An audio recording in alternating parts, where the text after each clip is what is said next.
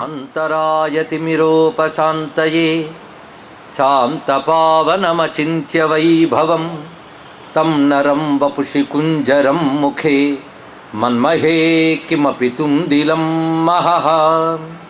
शरणं करवाणि शर्मदं ते चरणं वाणि चराचरोपजीव्यं करुणामसृणैः कटाक्षपातैः कुरु माम् अम्ब कृतार्थसार्थवाहम्। शारदा शारदाम्भोजवदना वदनाम्बुजे सर्वदा सर्वदास्माकं सन्निधिः सन्निधिं क्रियात्। विमलपटी कमलकुटी पुस्तकरुद्राक्ष शस्तहस्तपुटी कामाक्षि पक्ष्मलाक्षि कलितविपञ्ची विभासि वैरिञ्ची। वागर्थाविव सम्पृक्तौ वागर्थप्रतिपत्तये जगतः पितरौ वन्दे पार्वती परमेश्वरौ। गुरवे सर्वलोकानां भिषजे भवरोगिणां निधये सर्वविद्यानां दक्षिणामूर्तये नमः। नारायणसमारम्भां व्यासशङ्करमध्यमाम् अस्मदाचार्यपर्यन्तां वन्दे गुरुपरम्परां। नारायणं नमस्कृत्य नरं चैव नरोत्तमं देवीं सरस्वतीं व्यासं ततो जयमुदीरयेत्। यज्ञेश अच्युत गोविंद माधव अनंत केशव कृष्ण विष्णु हृषीकेश वासुदेव नमोस्तुते। कुंडलीकृत नागेन्द्रं खंडेन्दुकृतशेखरं पिंडीकृत महाविघ्नं डुंडिराजं नमाम्यहम्। विश्वेशं माधवं डुंडिं दंडपाणिं च भैरवं वंदे काशीं गुहां गंगां भवानीं मणिकर्णिकाम्। श्रीमत्परस्मै निजचिद्घनाय गौरीतपपूर्णफलप्रदाय केदारनाथाय नमः शिवाय। नमो नमः कारणकारणाय। देवराजसेव्यमानपावनाङ्घ्रिपङ्कजं व्याळयज्ञसूत्रमिन्दुशेखरं कृपाकरं नारदादियोगिवृन्दवन्दितं दिगम्बरं काशिकापुराधिनाथ कालभैरवं भजे। काशिकापुराधिनाथ कालभैरवं भजे। देवी सुरेश्वरी भगवती गंगे त्रिभुवनतारिणि तरलतरंगे शंकर मौली विहारिणि विमले मम मतिरास्तां तव पदकमले। सानन्दमानन्दवने वसन्तम् आनन्दकन्दं हतपापवृन्दं वाराणसीनाथमनाथनाथं श्री विश्वनाथं शरणं प्रपद्ये। श्री विश्वनाथं शरणं प्रपद्ये। शिवाय गुरवे नमः। शिवाय गुरवे नमः। शिवाय गुरवे नमः। श्रीमात्रे नमः। श्रीमात्रे नमः। श्रीमात्रे नमः। श्री विष्णुरूपाय नमः शिवाय। केदारनाथाय नमः शिवाय। केदारनाथाय नमः शिवाय। केदारनाथाय नमः शिवाय। श्री विश्वनाथाय नमः शिवाय। శ్రీ విశ్వనాథాయ నమః శివాయ శ్రీ విశ్వనాథాయ నమః శివాయ త్రయస్త్రింశత్కోటి దేవతా సహిత గంగాన్నపూర్ణాంబికా విశాలాక్షి సమేత శ్రీ కాశీ విశ్వేశ్వర మహాజ్యోతిర్లింగాయ నమః.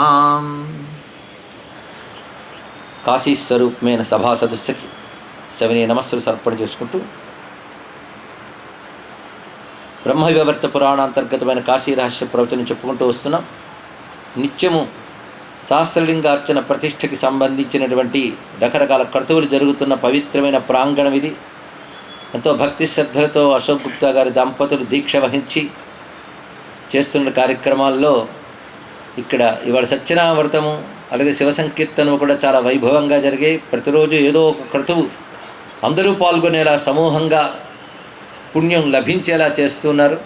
కాశీలో ఏ చిన్న మంచి పని చేసినా అధిక ఫలాన్ని ఇస్తుంది అంటున్నారు. అలాంటిది ఇంత గొప్ప క్రతువు జరుగుతున్నందుకు అందులో పాల్గొనే అవకాశం లభించినందుకు కూడా పరమేశ్వరునికి నమస్కారం చేసుకుంటూ, కాశీ యొక్క వైభవం ఒక కాలానిది ఒక ప్రాంతానిది మాత్రమే కాదు, యుగాల నుంచి ఉన్నటువంటిది, బహుకల్పాల నుంచి ఉన్నటువంటిది పవిత్రమైన కాశీ యొక్క వైభవం. భూమికి అతీతమైనటువంటి కాశీ భూమి యందు సాధకుల కోసం పెట్టబడింది. అంటే ముముక్షులు ఎవరైతే ఉన్నారో వాళ్ళకి మోక్షం అనుకున్న అవరోధములన్నీ తొలగించి సిద్ధినివ్వగలిగిన శక్తి ఉన్న క్షేత్రం కాశీ క్షేత్రం అని చెప్తూ, కలియుగంలో విశేషించి కాశీ ఆశ్రయస్థానం. ఎందుకంటే ఎన్ని సాధనలు చేయాలనుకున్నా ఎక్కడ చేసినా రకరకాల విఘ్నాలు వచ్చే అవకాశం ఉంది. సాధారణంగా కలిలో విఘ్నముల యొక్క భాగం ఎక్కువ ఉంటుంది. అటువంటిప్పుడు సాధనలు కుంటుపడే ప్రమాదం ఉంది. కనుక కాశీంత సాధనతోనే అధిక ఫలాన్ని పొందగలిగేటువంటి చోటు కావాలి కనుక కాశీ అటువంటిది అని ప్రత్యేకించి కలిలో కాశీ అనే అంశం గురించి ప్రస్తావన చేస్తూ నిన్న ఒక వృత్తాంతాన్ని ప్రారంభించారు వేదధర్ముడు దీపకుడికి తెలియజేస్తూ. ఇందులో విశేషించి కలిదోషములు యొక్క చర్చ జరుగుతున్నది. కలిదోషం అంటే ఏమిటో చెప్తే ఒక అద్భుతమైన మాట చెప్తున్నారు ఇందులో. దేహ ఏవ కలవు ఆత్మ సుఖం దేహస్య లాలనం. దేహమే ఆత్మ అనుకోవడమే కలి అన్నాడు. ఒక్క వాక్యం ఆలోచిస్తే చాలు. ఆత్మ అంటే నేను అనే భావం పేరు ఆత్మ. అదే దేహమే ఆత్మ అనుకునే భావం కలి అన్నాడు. అది ఏ యుగంలో ఉన్నా అది కలి లక్షణమే. అయితే కలియుగంలో ఆ లక్షణం ఎక్కువ ఉంటుంది అని దీని యొక్క భావం అనమాట. దేహ ఏవ కలవు ఆత్మ. కలిలో దేహమే ఆత్మ అనుకుంటారు ప్రతివారు. అంటే దేహమే నేను, అందుకని దేహానికి అతీతమైన నేను ఒకడు ఉన్నాను అనే భావం ఉండదు. అది దేహమే నేను అనుకుంటాడు కనుక దేహాన్ని సుఖపెట్టడమే జీవితం అనుకుంటాడు. కానీ జీవితం అంటే ఏమిటయ్యా అంటే సుఖం దేహస్య లాలనం. దేహాన్ని లాలించడమే సుఖం. దేహమే ఆత్మ, దేహాన్ని లాలించడమే సుఖం. కానీ శరీరాన్ని సుఖపెట్టడమే జీవితం అనుకోవడమే కలియుగం. ఈ రెండు గుర్తుపెట్టుకుంటే చాలు. అంతేగాని దేహం మనకు ఉపాధి మాత్రమే. దేహానికి అతీతమైన వాడిని నేను. ఈ దేహంతో చేసినవన్నీ అనుభవించేది ఒక సూక్ష్మ శరీరం ఉంటుంది. ఆ సూక్ష్మ శరీరానికి కావాలి ఆత్మనే వస్తూ ఉంటుంది. దాని గురించి ఆలోచించకుండా బ్రతికే వాళ్ళని పశువులు అంటారు. ఆ పశుత్వం ఎక్కువ ఉన్న కాలం కలికాలం. అంటే అజ్ఞానం కరడుగడితే ఈ ప్రభావం ఉంటుంది. అందుకే పైగా కలిలో మరొక ప్రభావం ఏంటంటే ధనాన్ని మించి మరొక గొప్ప వస్తువు కనబడదు. ధనాన్ని సంగ్రహించడమే జీవిత పరమార్థంగా ప్రతివారు భావిస్తారు. దానికోసం ఏదైనా చేయడానికి సిద్ధపడతారు. యథా కదంచిత్ ధనస్య సంగ్రహ కలౌ నృణాం పురుషార్థ పరోయం. కలిలో ధనమే పరమ పురుషార్థం. నిజానికి పురుషార్థము 4 అందరికీ తెలుసు. అందులో అర్థకామములు 2, 3. మొదటి ధర్మం, పరమ పురుషార్థం మాత్రం మోక్షం. పరమం అంటే చివరిది అని అర్థం. కానీ ఇవన్నీ పక్కన పెట్టి అర్థమే పరమ పురుషార్థం అని ఉంటారు కలిలో. పైగా ధనం వల్లే కులము, పైగా గౌరవము ఇవన్నీ నిర్ణయించడం జరుగుతున్నది. కృత్వా బహూని పాపాని కాశ్యామేవ కలౌ యది మ్రియతే యాతనాంతే శుద్ధో మోక్షమవాప్నుయా. అయితే కలికి ఇలా ఉంటే కాశీకున్న ప్రత్యేకత ఏమిటంటే పాపములు చేసినప్పటికీ కాశీవాసి తర్వాత భైరవయాతన తర్వాత ముక్తి పొందుతున్నాడు. అది ఇక్కడున్న ప్రత్యేకత. భైరవయాతన తప్పదు, కానీ భైరవయాతన దేనికి అంటే ముక్తికి అర్హత కల్పించడానికే భైరవయాతన.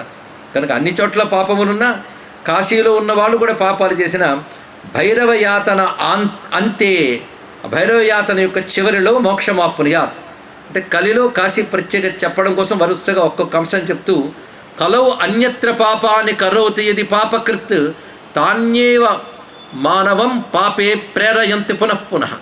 ఇక్కడ మనం పాపం చేసినట్లయితే భైరవయాత అనుభవించి ముక్తి పొందాలి. అది ఇతర చోట్ల పాపాలు చేసినట్లయితే చేసిన పాపం మళ్ళీ పాపాన్ని ప్రేరేపిస్తూ ఉంటుంది. ఇక్కడ అంటే పాపం మళ్ళీ వాసనగా మారి అది మళ్ళీ ప్రేరేపణ చేస్తుంటుంది. అది మిగిలిన చోట్లకి, అంటే కలి, కాశీ, మిగిలిన చోట్లు, ఈ 3 చర్చ ఇంత చక్కగా చేస్తున్నాడు ఇక్కడ.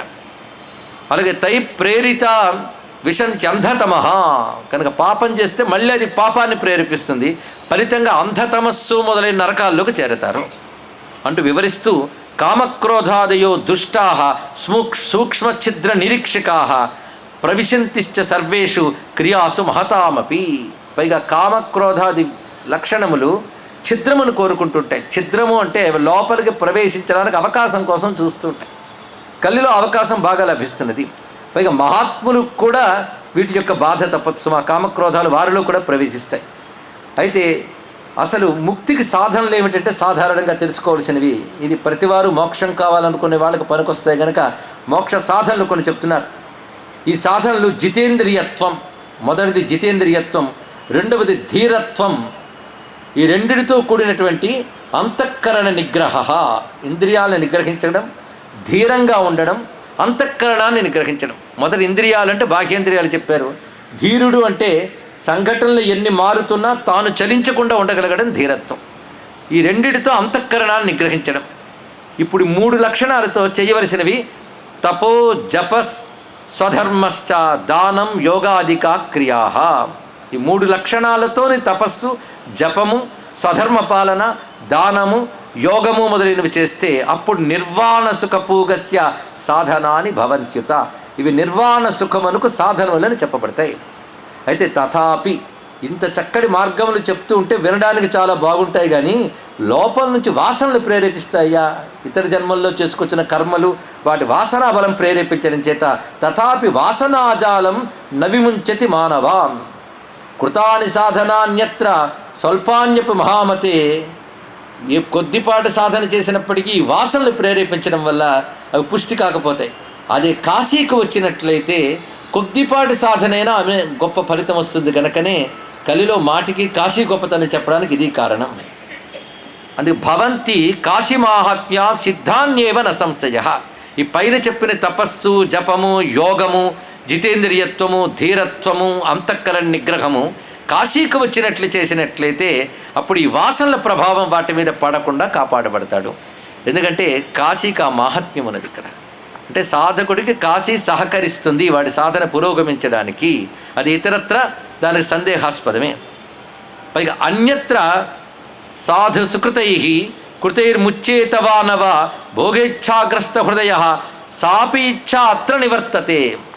ఇతరత్ర సాధనలు చేస్తే భోగేచ్ఛ పెరుగుతుంది. మరొక కోణం చెప్తున్నాడు. భోగేచ్ఛ అంటే సుఖాలు అనుభవించాలని ఇచ్ఛ పెరుగుతూ ఉంటుంది. ఇతరత్ర సత్కర్మలు చేస్తుంటాయి.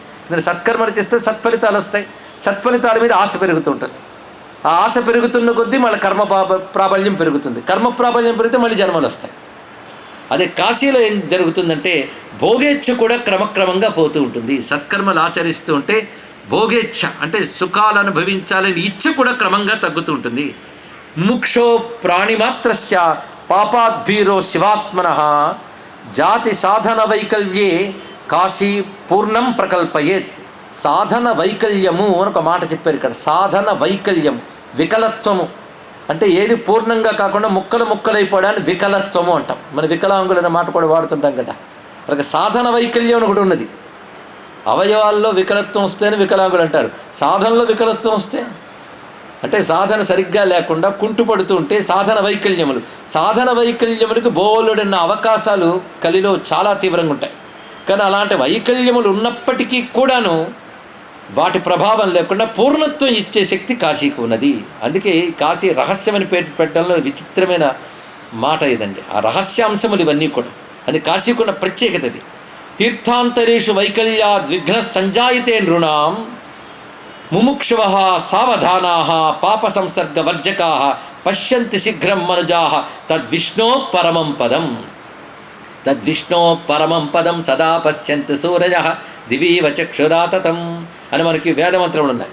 విష్ణో పరమం పదం, విష్ణువు యొక్క పరమ పదము అంటే మోక్ష పదము అని అర్థం ఇక్కడ. అటువంటి పరమపదం పొందడం కోసం ముముక్షువులు సావధాన చిత్తంతో ప్రయత్నం చేస్తూ ఉంటారు, కానీ వైకల్యాల వల్ల అవి కొనసాగవు. కానీ కాశీలో సావధానంగా ఉండడానికి ప్రయత్నం చేస్తూ పాపం చేయకుండా ఉన్నట్లయితే శీఘ్రముగా పరిపూర్ణమైన ఫలం విశ్వనాథుని దయ వల్ల లభిస్తుంది. అది అతయేవ విచిత్రేయం కాశీ శీఘ్ర ఫలప్రద. అందుకే కాశీని విచిత్ర క్షేత్రము అంటారు, శీఘ్ర ఫలప్రద అని అంటారు. అందుకే సేవ్యా ధీరైర్ మోక్షపరైర్న పాపై పాపసంగిభి. అందుకే వీలైనంత వరకు ప్రతివారు ఇక్కడికి వచ్చి వారు ప్రయత్నపూర్వకంగా ధీరంగా ఉండడానికి ప్రయత్నించాలి, పాపము చేయకుండా ఉండడానికి ప్రయత్నించాలి. ఈ మాత్రం వాళ్ళు ప్రయత్నం చేసి కాసింత ఆధ్యాత్మిక సాధన చేసినప్పటికీ పూర్ణంగా ఫలిస్తుంది. అది కాశీ యొక్క ప్రత్యేకత. కానీ కలౌ నవ కాశీం విసృజేత్ కథంచిత్, కలౌ నా కాశీం విసృజేత్ కథంచిత్, ఏ విధంగానైనా కలిలో కాశీని విడిచిపెట్టరాదు. ఇది సారాంశమైన అంశం. అందుకే ఎవరు ముముక్షువు కావాలనుకుంటున్నారో అటువంటి వారు ముముక్షు అవ్యగ్రమనామనాగపి ధైర్యం విధాయాత్ర యథా కథంచిత్ స్తేయాన్ విచార్యాసు కలిప్రభావం. అది కలిప్రభావం అర్థమైన వాడు జాగ్రత్త పడి కాశీని ఆశ్రయించాలి. ఆ కారణం చేతనే అగ్నిశర్మ మార్కండేయుడి ద్వారా తమ్ముడితో విషయములు విని అతడికి బోధించినప్పటికీ తమ్ముడైన సోమశర్మ నేను ఇక్కడే ఉంటానంటే తాను మాత్రం కాశీకే బయలుదేరాడు అనే విషయం నిన్న మనం చెప్పుకున్నాం కదా. అది గుర్తు తెచ్చుకుంటే విష్ణు శర్మ అనే మహాపండితుని యొక్క పుత్రుడు అగ్నిశర్మ సోమశర్మ. ఇది ఒకానొక కలియుగం నాటి కథ. అప్పుడు కలిప్రభావం ఇలా ఉంటుంది, ఎప్పుడు వచ్చినా కలిప్రభావం ఇదే. అయితే సంఘటనలు ఇలా ఉండకపోవచ్చు, లక్షణాలు ఇలాగే ఉంటాయి ఇక్కడ. అలాంటి ప్రభావం ఉన్నప్పుడు కలిలో కాశీయే దిక్కు అని మార్కండేయుడు చెప్పిన మాట గట్టిగా పట్టేసింది. కొందరికి పట్టేస్తాయండి అలా వాక్యాలు. విన్నవాడు 10 మంది ఉన్నా పట్టుకునేవాడు మాత్రం ఒకడే ఉంటాడు. కొందరు నమ్ముతారు, కొందరు నమ్మకుండా ఉంటారు. కొందరు మాత్రం అది చెప్పింది గట్టిగా పాటిస్తారు. అది వాళ్ళ యొక్క పూర్వజన్మ సంస్కార విశేషాల వల్ల కూడా ఉంటుంది. అందుకే నేను మాత్రం అక్కడ వెళతాను, తమ్ముడా నువ్వు వస్తే బాగుంటుంది అని చెప్తున్నాడు. త్వమాప్యాగచ్చ తత్రైవ శీఘ్రేణ మోక్ష ప్రలప్యతే. అక్కడికి వస్తే మోక్షానికి తప్పకుండా లభిస్తుంది అంటే సోమశర్మ అంటున్నాడు, మయా రేవాతటే భ్రాత తపస్తప్తం. నేను ఇక్కడే కూర్చుని తపస్సును ఆచరిస్తాను. ఎందుకంటే రేవా నదీ తీరం, రేవా తీరే తపక్కుర్యాత్ అని ఒక మాట ఉన్నది. రేవా తీరంలో తపస్సు చాలా గొప్పది, అలాగే కాశీ గంగా తీరంలో మరణం గొప్పది అని అంటారు. కనుక నేను బ్రతికుండగా తపస్సు ఇక్కడే గొప్పగా చేసుకుంటాను. ఎందుకంటే మోక్షాది సిద్ధియో ఏన ప్రాప్యంతే విజితేంద్రియై. ఈ రేవా నదీ తీరంలో కూడా ఇంద్రియాలు నిగ్రహించుకుని తపస్సు చేస్తే ఇక్కడ సిద్ధులు వస్తాయి కదా. అందుకే నేను ఈ రేవా నదీ తీరం విడిచిపెట్టను. మరొక్క మాట విన్నావా, అసలు జ్ఞాని ఎక్కడున్నా కాశీయే సుమా. ఇదొక మాటలు అంటూ ఉంటారు కొంతమంది. కాశీకి వెళ్ళాలేనండి, పరమాత్మ ఎక్కడ లేడు, అంతటా ఉన్నాడు కదా అంటే ఓహో అమ్మో మనం 2 చేతులు జోడిస్తుంటాం. కొంత కబుర్లు ఆడడానికి బాగుంటాయి ఇవన్నీ కూడా. అందుకే పరమాత్మ ఎక్కడైనా ఉంటాడు అని చెప్పడం చాలా బాగుంటుందండి. కానీ ఎక్కడైనా పరమాత్మ ఉంటాడని సత్యమే, కానీ పరమాత్మ ఉంటాడని స్పృహ నీకు అన్ని చోట్ల ఉండదు. అది తెలుసుకోవాల్సింది కదా. రెండింటికి అది తేడా. భగవత్ స్పృహ ఉండడం వేరు, భగవంతుడు ఉండడం వేరు. భగవంతుడు అన్ని చోట్ల ఉంటాడు, భగవంతుడు స్పృహ ఎక్కడ ఉంటుంది. కానీ వినడానికి మాత్రమే వేదాంతంగా కనిపిస్తాయి కనుక సమర్థించుకోవడానికి అవన్నీ పనికొస్తాయి. ఒకటి రేవా నదీ తీరంలో నేను తపస్సును ఆచరిస్తాను ఒకటి. రెండవది రాగద్వేష విహీనానాం శాంత చింతా చాంచల్యవర్జితాం.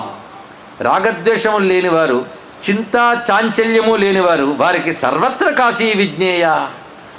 బ్రహ్మజ్ఞాన రతాత్మనాం, బ్రహ్మజ్ఞానంపై రతి కలిగిన వాడు, అలాగే చింతా చాంచల్యము లేనివాడు, రాగద్వేషములు లేనివాడు, వాడు ఎక్కడున్నా కాశీ, సర్వత్ర కాశీ, అంతటా కాశీయే. కాబట్టి నేను వేరే కాశీకి రానక్కర్లేదు అంటే చాలా సంతోషంగానే నేను మార్కండేయాశ్రుత్వ, మార్కండేయ మహర్షి ముఖం వల్ల విన్నటువంటి రహస్యమైన కాశీ అంశములు ఏవైతే ఉన్నాయో అవి నాకు మనసుకు పట్టింది. నువ్వు తథాపి స్వబలేన త్వన్మోక్షం సాధితుముద్యత. నువ్వు స్వబలేన, నీ ప్రయత్నంతో నీ బలంతో మోక్షాన్ని సాధించగలను అని నువ్వు అనుకుంటున్నావు. మన బలాలు పని చెయ్యవు అని మార్కండేయుడి వల్ల నాకు అర్థమైంది. అలాగని అసలు మన ప్రయత్నం మానేసి కాశీకి వెళ్ళి కూర్చుంటే చాలు అని కాదు. చాలా సూక్ష్మమైన అంశములండి. ఇలాంటి చోట జాగ్రత్తగా వినాలి. జాగ్రత్తగా ఎప్పుడు వింటారు? శ్రద్ధగా వింటేనే, ఏకాగ్రంగా. అందుకే వినాలి. అయితే ఏకాగ్రంగా ఎవరు వింటారంటే కావాలనుకున్న వాళ్ళు వింటారు. చాలా కాలక్షేపం వాళ్ళు వేరు, కావాలనుకునే వాళ్ళు వేరే. సీరియస్గా, నిజంగా సీరియస్గా ఉన్నవాడికి అన్నం పెడితే వాడు తినే తీరు వేరు. ఆకలి బాగా ఉన్నవాడికి అన్నం పెడితే వాడు బాగా తింటాడు, ఆకలి లేనివాడికి భోజనం పెడితే అన్నం తాడుకుంటాడు. అందుకే శ్రద్ధ లేనివాడికి ప్రవచనం చెప్పినా అలాగే ఉంటుంది. ఇక్కడ శ్రద్ధాళు అంటే ముముక్షువే శ్రద్ధాళు, మోక్షం కావాలనుకునేవాడే ఎలాగాని ఆలోచిస్తాడు కదా. అందుకే ఒక్కొక్క మాట చాలా జాగ్రత్తగా వినవలసినది. అందుకే మార్కండేయ ముఖాచృత్వా రహస్యం కాశీ సంశ్రితం. కాశీని ఆశ్రయించుకున్న ఒకనొక రహస్యము మార్కండేయుని ముఖం వల్ల వినడం చేత నేను ఈ విషయాన్ని చెప్తున్నాను. కానీ నువ్వు అది విను కూడా సబలేన త్వన్మోక్షం సాధితుముచిత, నువ్వు నీ బలంతో సాధిద్దాం అనుకుంటున్నావు కదా. అంటే అర్థం ఏంటి? కాశీకి వస్తే దాని బలంతో మోక్షం పొందిపోవచ్చు, మన బలం అక్కర్లేదు కదా. అంటే మన ప్రయత్నం అక్కర్లేదు, అది తప్పు. ప్రయత్నం మానకూడదు, కానీ నువ్వు చేసిన ప్రయత్నం సరిపోదు. రెంటికి చాలా తేడా ఉన్నదండి. ఇక్కడ మన ప్రయత్నానికి బలం ఉండదు, కలిలో సాధించడం కష్టం. ఎందుకంటే మన ప్రయత్నం అంటే ఎప్పుడైనా ఇబ్బంది, ఈశ్వర సహకారం ఉండవలసినదే. కలిలో విశేషించి మన ప్రయత్నములకు బలం ఉండదు. కారణం ఏంటంటే బుద్ధికి అజ్ఞానం యొక్క బలం ఎక్కువగా వ్యాపించి ఉంటుంది. బయట దేశకాల పరిస్థితులు అనుకూలించవు. శరీర పరిస్థితి అంతే, దేశ పరిస్థితి అంతే, కాల పరిస్థితి అంతే. ఇంత ప్రతికూలతలు ఉన్నప్పుడు స్వబలానికి సరిపోదు. స్వబలం, మన బలం మనకి సరిపోదు. అయితే అలాగని ప్రయత్నం లేనివాడికి ఏదీ లేదు. కాశీకి వచ్చినా ప్రయత్నం చేయవలసిందే. అందుకే జాగ్రత్తగా ముందు నుంచి వింటూ ఉంటే, అసలు ప్రయత్నం లేకుండా కాశీకి వచ్చి కూర్చుంటే మోక్షం వస్తుందని చెప్పలేదు. అలా కూర్చున్న మోక్షం రావచ్చు, కానీ ఇక్కడికి వచ్చి అలా కూర్చుని పాపం చేసినట్లయితే భైరవ యాతను అనుభవించిన తర్వాత మోక్షం వస్తుంది. కదా మోక్షం వస్తుంది ఒక విధంగా సరిపోయింది, కానీ సాక్షాన్మోక్షం కాదు అది. సాక్షాన్మోక్షం అంటే నేరుగా లేదు. భైరవ యాతన తప్పదు, అది గుర్తుపెట్టుకోవాల్సింది. భైరవ యాతన లేకుండా కూడా మోక్షం వచ్చే అవకాశం ఉందా అంటే ఉంది. అప్పుడు నీ వంతు ప్రయత్నం నువ్వు చేయాలి, నీ వంతు ప్రయత్నం. అప్పుడు కూడా నువ్వు తగినంత బలం చూపించకపోవచ్చు, ఉన్నంత బలం చూపిస్తావు. రెండుకి చిన్న తేడా ఉంది కదండి. తగినంత బలం, ఉన్నంత బలం. బాగా నీరసం ఉన్నవాడికి బల్ల ఎత్తమంటే వాడు తగినంత బలం చూపిస్తే ఎత్తలేడు, ఉన్నంత బలం చూపిస్తే సరిపోదు, అది ఎత్తబడదు. అవునా లేదు? వాడికి తగినంత బలం లేదు, ఎత్తలేడు. ఉన్నంత బలం సరిపోదు, అప్పుడు ఇంకోటి సహాయం కావాలి. అలాగే కాశీలో ఉన్న బలం సరిపోదు, తగినంత బలం ఉండదు. కానీ ఉన్న బలం చూపిస్తే చాలు, ఈశ్వరుడు ఇస్తాడు మిగిలిందంతా కూడా. అది దీని యొక్క ప్రత్యేకత. అది సూక్ష్మమైన అంశం. దాన్ని బోధించాడు అగ్నిశర్మ. కానీ సోమశర్మ తన మీద అహంకారంతో మహర్షులాలు చెప్తారు కానీ మనం చేయొచ్చు పోనీ అని తాను అక్కడే ఉంటాన్నాడు. కానీ గంతవ్యా కాశికా నౌక మజ్జతాం పారదాయని మయా ధర్మ అసమర్థేన వీతరాగేణ ధార్మిక. గొప్ప మాటలు. అగ్నిశర్మ కపటం లేకుండా మాట్లాడుతున్నాడు. నేను ధర్మ అసమర్థేన, నువ్వు చెప్పిన సాధనా బలం చేయడంలో అసమర్థుణ్ణి. అంటే అంత సమర్థత లేదు నాకు. రెండవది, దేని మీద కోరిక కూడా లేదు సుమా. వీతరాగేణ, ఏదో సాధించాలి మాత్రం దేని మీద నాకు కోరిక లేదు. నాకు కావలసింది కైవల్యం మాత్రమే. కనుక మిగిలిన విషయములు పొందాలనేటువంటి కుతూహలం నాకు లేదు. కనుక రెండు లక్షణాలు ఉన్నాయి. ఒకటి వీతరాగేణ, ఇంకోటి ధర్మ అసమర్థేన. ఈ రెండు ఉన్న నాకు తరించాలి అంటే ఒకటే తెలుస్తున్నది, సంసారంలో మునిగిపోయిన వాడికి, మునిగిపోతున్న వాడిని బయట పెట్టడానికి కాశికా నౌక, కాశికయే నౌక. అది ఒకటే మాట చెప్పాడు. కానీ కాశీ నౌక, అది నన్ను బయట పెడుతుంది, తరింపజేస్తుంది. నా కాశీ సదృశీ మాత గర్భవాస ప్రదాయిని గర్భవాసాది దుఃఖాన్ని పాపాని చ మహంచపి క్షళయంత్యేవ నిర్దిష్ట దుష్టానామపి సేవిత. కాశీలో గర్భవాసం అనేది ఉండదు. కాశీలో గర్భవాస దీక్ష ఒకటి ఉంది. అంటే 9 నెలలు ఉంటే గర్భవాస దీక్ష అంటాం. కాశీలో ఉంటే మరి గర్భవాసం రాదు. గర్భవాసం అంటే మళ్ళీ జన్మించం, మాతృగర్భంలోకి ప్రవేశించం. అది గర్భవాసాది దుఃఖాలు పోగొట్టగలిగినటువంటి ఈ కాశీ సమస్తములైన దోషాలని పోగొడుతుంది. దుష్టుడైనా సరే పశ్చాత్తప్తుడి నేను ఎలా తరిస్తానని ప్రశ్న వేసుకుంటే కాశీని ఆశ్రయిస్తే తరిస్తాడు. అది దుష్టులను కూడా తరింపజేయగలదు. అందుకో పైగా కలికాల అయం తీక్ష్ణ, ఈ కలికాలం అత్యంత తీక్ష్ణమైనది. తపః కర పరాత్మ దృక్. తీక్ష్ణమైన కలికాలంలో తపస్సు ఎక్కడ, పరతత్వంపై దృష్టి ఎక్కడ, ఈ రెండు చాలా కష్టంగా ఉంటాయి సుమా. అది జగామ కాశీ, నేను వెళ్ళిపోతాను ఇక్కడికి, ధర్మాది సాధనలు అక్కడే చేసుకుంటాను అని చెప్పి కాశీక్షేత్రానికి వచ్చాడు అగ్నిశర్మ. వచ్చి ఎక్కడికి చేరుకున్నా అంటే కాశీలో కూడా ఒక శివలింగం దగ్గర ఆశ్రయిస్తూ సాధన చేసినా చాలండి. అది కాశీ గొప్పతనం. విశ్వేశ దర్శనం చేయాలి, చూడగలిగినవి చూడాలి. కానీ ఏ శివుణ్ణి గట్టిగా పట్టుకుని అక్కడే స్థిరంగా ఉండిపోయినా కాశీ తరింపు చేయగలదు. ఇతను ఎవరిని ఆశ్రయించారంటే వచ్చి కాశ్యామాగత్య ధర్మేశం నత్వా ధర్మపరో వసి. ధర్మేశ్వరుడు అని శివలింగం ఉన్నది. ఈ ధర్మేశ్వరుడు స్వయంగా విశాలాక్షి మందిరానికి సమీపంలో ఉంటాడు. సాక్షాత్ యమధర్మరాజే ప్రతిష్ఠ చేసినటువంటి దివ్యమైనటువంటి చోటు.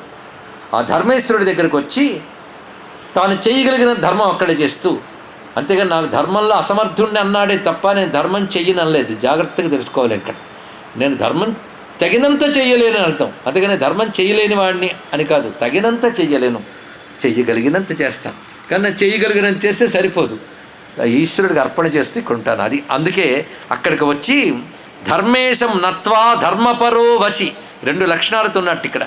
అంటే ఈ కథ వినేటప్పుడు ఎలా ఉండాలో కాశీలో తెలిసిపోతుంది. ఇక్కడ ధర్మపరః వశి, ధర్మపరుడై ఉన్నాడు.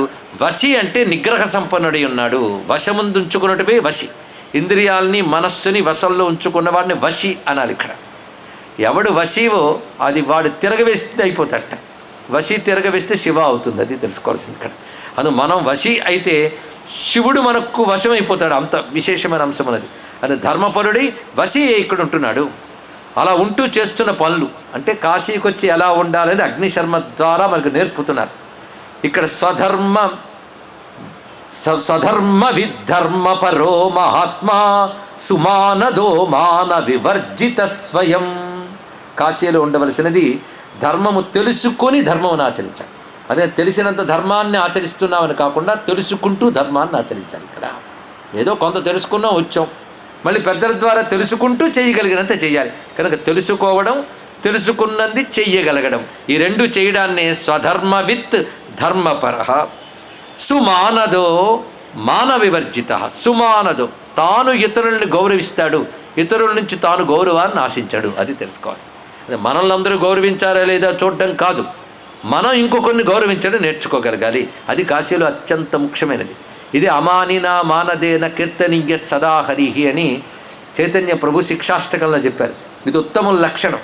అది అమాని మానదో మాన్య లోకస్వామి త్రిలోక ధృక్ అంటూ విష్ణు శాస్త్రాలు కూడా ఈ మాట చెప్పుకున్నామండి. అవతల వాడు రెస్పెక్ట్ ఇచ్చాడా లేదా, నాకు తగిన గౌరవం ఇచ్చాడా లేదా అని తగతగలాడిపోవడం కాదు, నువ్వు ఇంకోటి తగిన గౌరవం ఇవ్వు. అదే ఇక్కడ చేస్తున్నాడు. సుమానదో అవతల వారికి మంచి మానమును గౌరవాన్ని ఇచ్చేవాడు. మాన వివర్జిత స్వయం. తన గౌరవాన్ని నాశించేటంటే అహంకారం పెరుగుతుంది. ఇది తెలుసుకోవాల్సింది. శృణ్వన్ కథాః శ్రావయత్ కాశికాయాః కుర్వం వృషంకారయన్ వాసమాపా. ఇక్కడ శివకథలు కాశీ కథలు వింటూ ఆ విన్ను మరో 10 మందికి తాను తెలియజేస్తూ, నేను ఇవాళ విన్నాను సుమా, ఇలా ఇదిటా కాశీ అని ఉత్సాహంతో తన తోటి వారికి తెలియజేస్తూ, అదేవిధంగా నిత్యం శివారాధన చేసుకుంటూ ఇక్కడ ఉంటున్నాడు. వచో మనక్కాయ గుణై పరేశం ధర్మేశ్వరం ప్రీణయన్ ప్రాప్తతత్వ.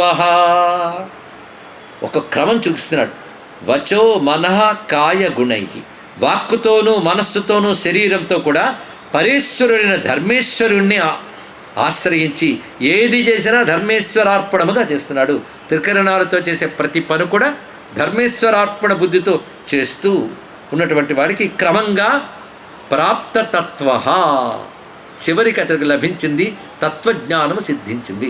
తత్వజ్ఞానమే ప్రయోజనం అండి. చేసే సత్కర్మకి ప్రయోజనం తత్వజ్ఞానం కావాలి. అది కాశీలో అయితే మాత్రం ఈ క్షేత్రమే నేను చెప్పుకున్న సాంఖ్యభూమి అని. సాంఖ్యభూమి అంటే జ్ఞానభూమి. జ్ఞానం అంటే తత్వం, తత్వం అంటే యథార్థ స్వరూపం, పరమాత్మ అంటే ఏమిటి అనే జ్ఞానం పేరే తత్వజ్ఞానము. అది తెలియాలి. ఆ ఎరుక కోసమే ఈ చేసే పనులన్నీ. అంటే ఎవరు ధర్మపరులై నిగ్రహ సంపన్నులై భగవంతుడిని ఆశ్రయించి నియమపూర్వక జీవితాన్ని గడుపుతూ మనోవాక్కాయ కర్మలతో చేసినవన్నీ కూడా ఈశ్వరార్పణం చేస్తారో వారి క్రమముగా తత్వము సిద్ధిస్తుంది. ఎక్కడ? కాశీలో. ఇదే సాధనా క్రమం ఎప్పుడైనప్పటికి కూడా బయట సందేహాస్పదం, అది కాశీలో సిద్ధించి తీరుతుంది. అలా క్రమంగా వసత్యవశ్యం శివనామ తత్పర పాపార్తి దుఃఖాది వివర్జిత కృతి. కృతి అంటే చెయ్యవలసింది చేసినవాడు అని అర్థం. ఏది చెయ్యాలో అది చేసిన వాడిని కృతి అంటారు. దీనిగా మరొక మాట ఉంది, కృతకృత్యుడు అని కూడా లోక వ్యవహారంలో చెప్తాం. కృతకృత్యుడు అంటే చేయవలసింది చేసినవాడు. అంటే ఇద్దరు చేసినవన్నీ కూడా కృతకృత్యమైనటువంటి విషయములు. ఇలా చేసిన మహానుభావుడై క్రమంగా ఏవం స్వధర్మ నిరతో అగ్నిశర్మ శివార్చక ప్రాప వారాణసీ శుద్ధ శుద్ధిదాం సాధు సమ్మత. సత్పురుషులు కూడా మెచ్చుకునే విధంగా శుద్ధత్వాన్ని పొందాడు. క్రమంగా ఆయువు తీరి ప్రాణోత్క్రమణ కాలేతు భవాన్యాతు భవస్వయం వ్యాచష్టే తారకం బ్రహ్మ. క్రమంగా ప్రాణోత్క్రమణ కాలంలో అంటే ప్రాణాలు పోయేటువంటి సమయంలో భవానీ సహితుడిని రుద్రుడే స్వయంగా వచ్చి అతడి కుడి చెవిలో తారక మంత్రాన్ని ఉపదేశించి తారక బ్రహ్మ వ్యాచష్టే అని మాట అన్నాడు. ఇక్కడ ఆ పదం యథాతథంగా దించడానికి కారణం ఏంటంటే ఉపనిషత్తులో రుద్ర తారక బ్రహ్మ వ్యాచష్టే అని మంత్రం ఉందండి. దాన్ని ఇక్కడ స్ఫురింపజేస్తున్నాడు. ఇక్కడ అవిముక్తమనందు మరణించిన వారికి సాక్షాత్ రుద్రుడే. రుద్రుడు అంటే ప్రణవస్వరూప, ఇది ప్రధానమైన అర్థం. ఓంకారస్వరూపుడిని రుద్రుడే ఓంకారాన్ని చెప్తాడు. ఓంకారము ముక్తిదాయకమైన మంత్రం, గ్రంథిభేదనం కలిగించగలిగేటువంటి మంత్రం అది. ఎవడు తానే స్వయంగా అంటే ఎవడు ప్రణవస్వరూపుడో వాడే వచ్చి ఉపదేశం చేస్తాడు గనకనే వెంటనే సిద్ధి వస్తుందని ఇక్కడ. అలాగా అగ్నిశర్మకి ప్రాణోత్క్రమణ కాలంలో సాక్షాత్ రుద్రుడే వచ్చి తారక బ్రహ్మం ఇవ్వడం వల్ల అతడు ముక్తి పొందిపోయాడు. అలా ముక్తినిచ్చి పక్కనున్న భవానీ దేవత రుద్రుడు చెప్తున్నాడు, అహో నిశ్చయవాన్ విప్రహ కాశ్యాం సద్భిః సమాదృతః ప్రాప మాం పరమాత్మానాం శాస్త్రదృగ్లౌల్యవర్జితః. శివుడు స్వయంగా భవానీ దేవితో చెప్తున్న మాట ఇది. చూసావే ఇతడు అహో నిశ్చయవాన్, ఇతడు నిశ్చయవంతుడు సుమా అన్నాడు. నిశ్చయవంతుడు, మంచి మాట ఇది. నిశ్చయవంతుడు అంటే అర్థం ఏంటంటే అటు ఇటు చెదరని దృష్టి బుద్ధి ఎవడుకుంటుందో వాడు నిశ్చయవంతుడు అంటాడు. దీనికి మరొక పేరు వ్యవసాయాత్మిక బుద్ధి. ఇదే భగవద్గీతలో వ్యవసాయాత్మిక బుద్ధి ఏకేహ కురునందన అని కృష్ణ పరమాత్మ చెప్పింది అర్థం. అది కావాలండి, వ్యవసాయాత్మక బుద్ధి కావాలి. ప్రతి మానవుడు గొప్ప గొప్ప కబుర్లు చెప్తాడు, నాకు మోక్షం ఎప్పుడో భగవంతుడి దయ ఎప్పుడో అనేవాళ్ళు చాలామంది ఉంటారు. కానీ ఫర్మ్నెస్ దృఢంగా పట్టుకుని ఇదే నాది అని ఎవడైతే ఆశ్రయిస్తాడో వాడి బుద్ధి నిశ్చయాత్మక బుద్ధి అంటారు ఇక్కడ.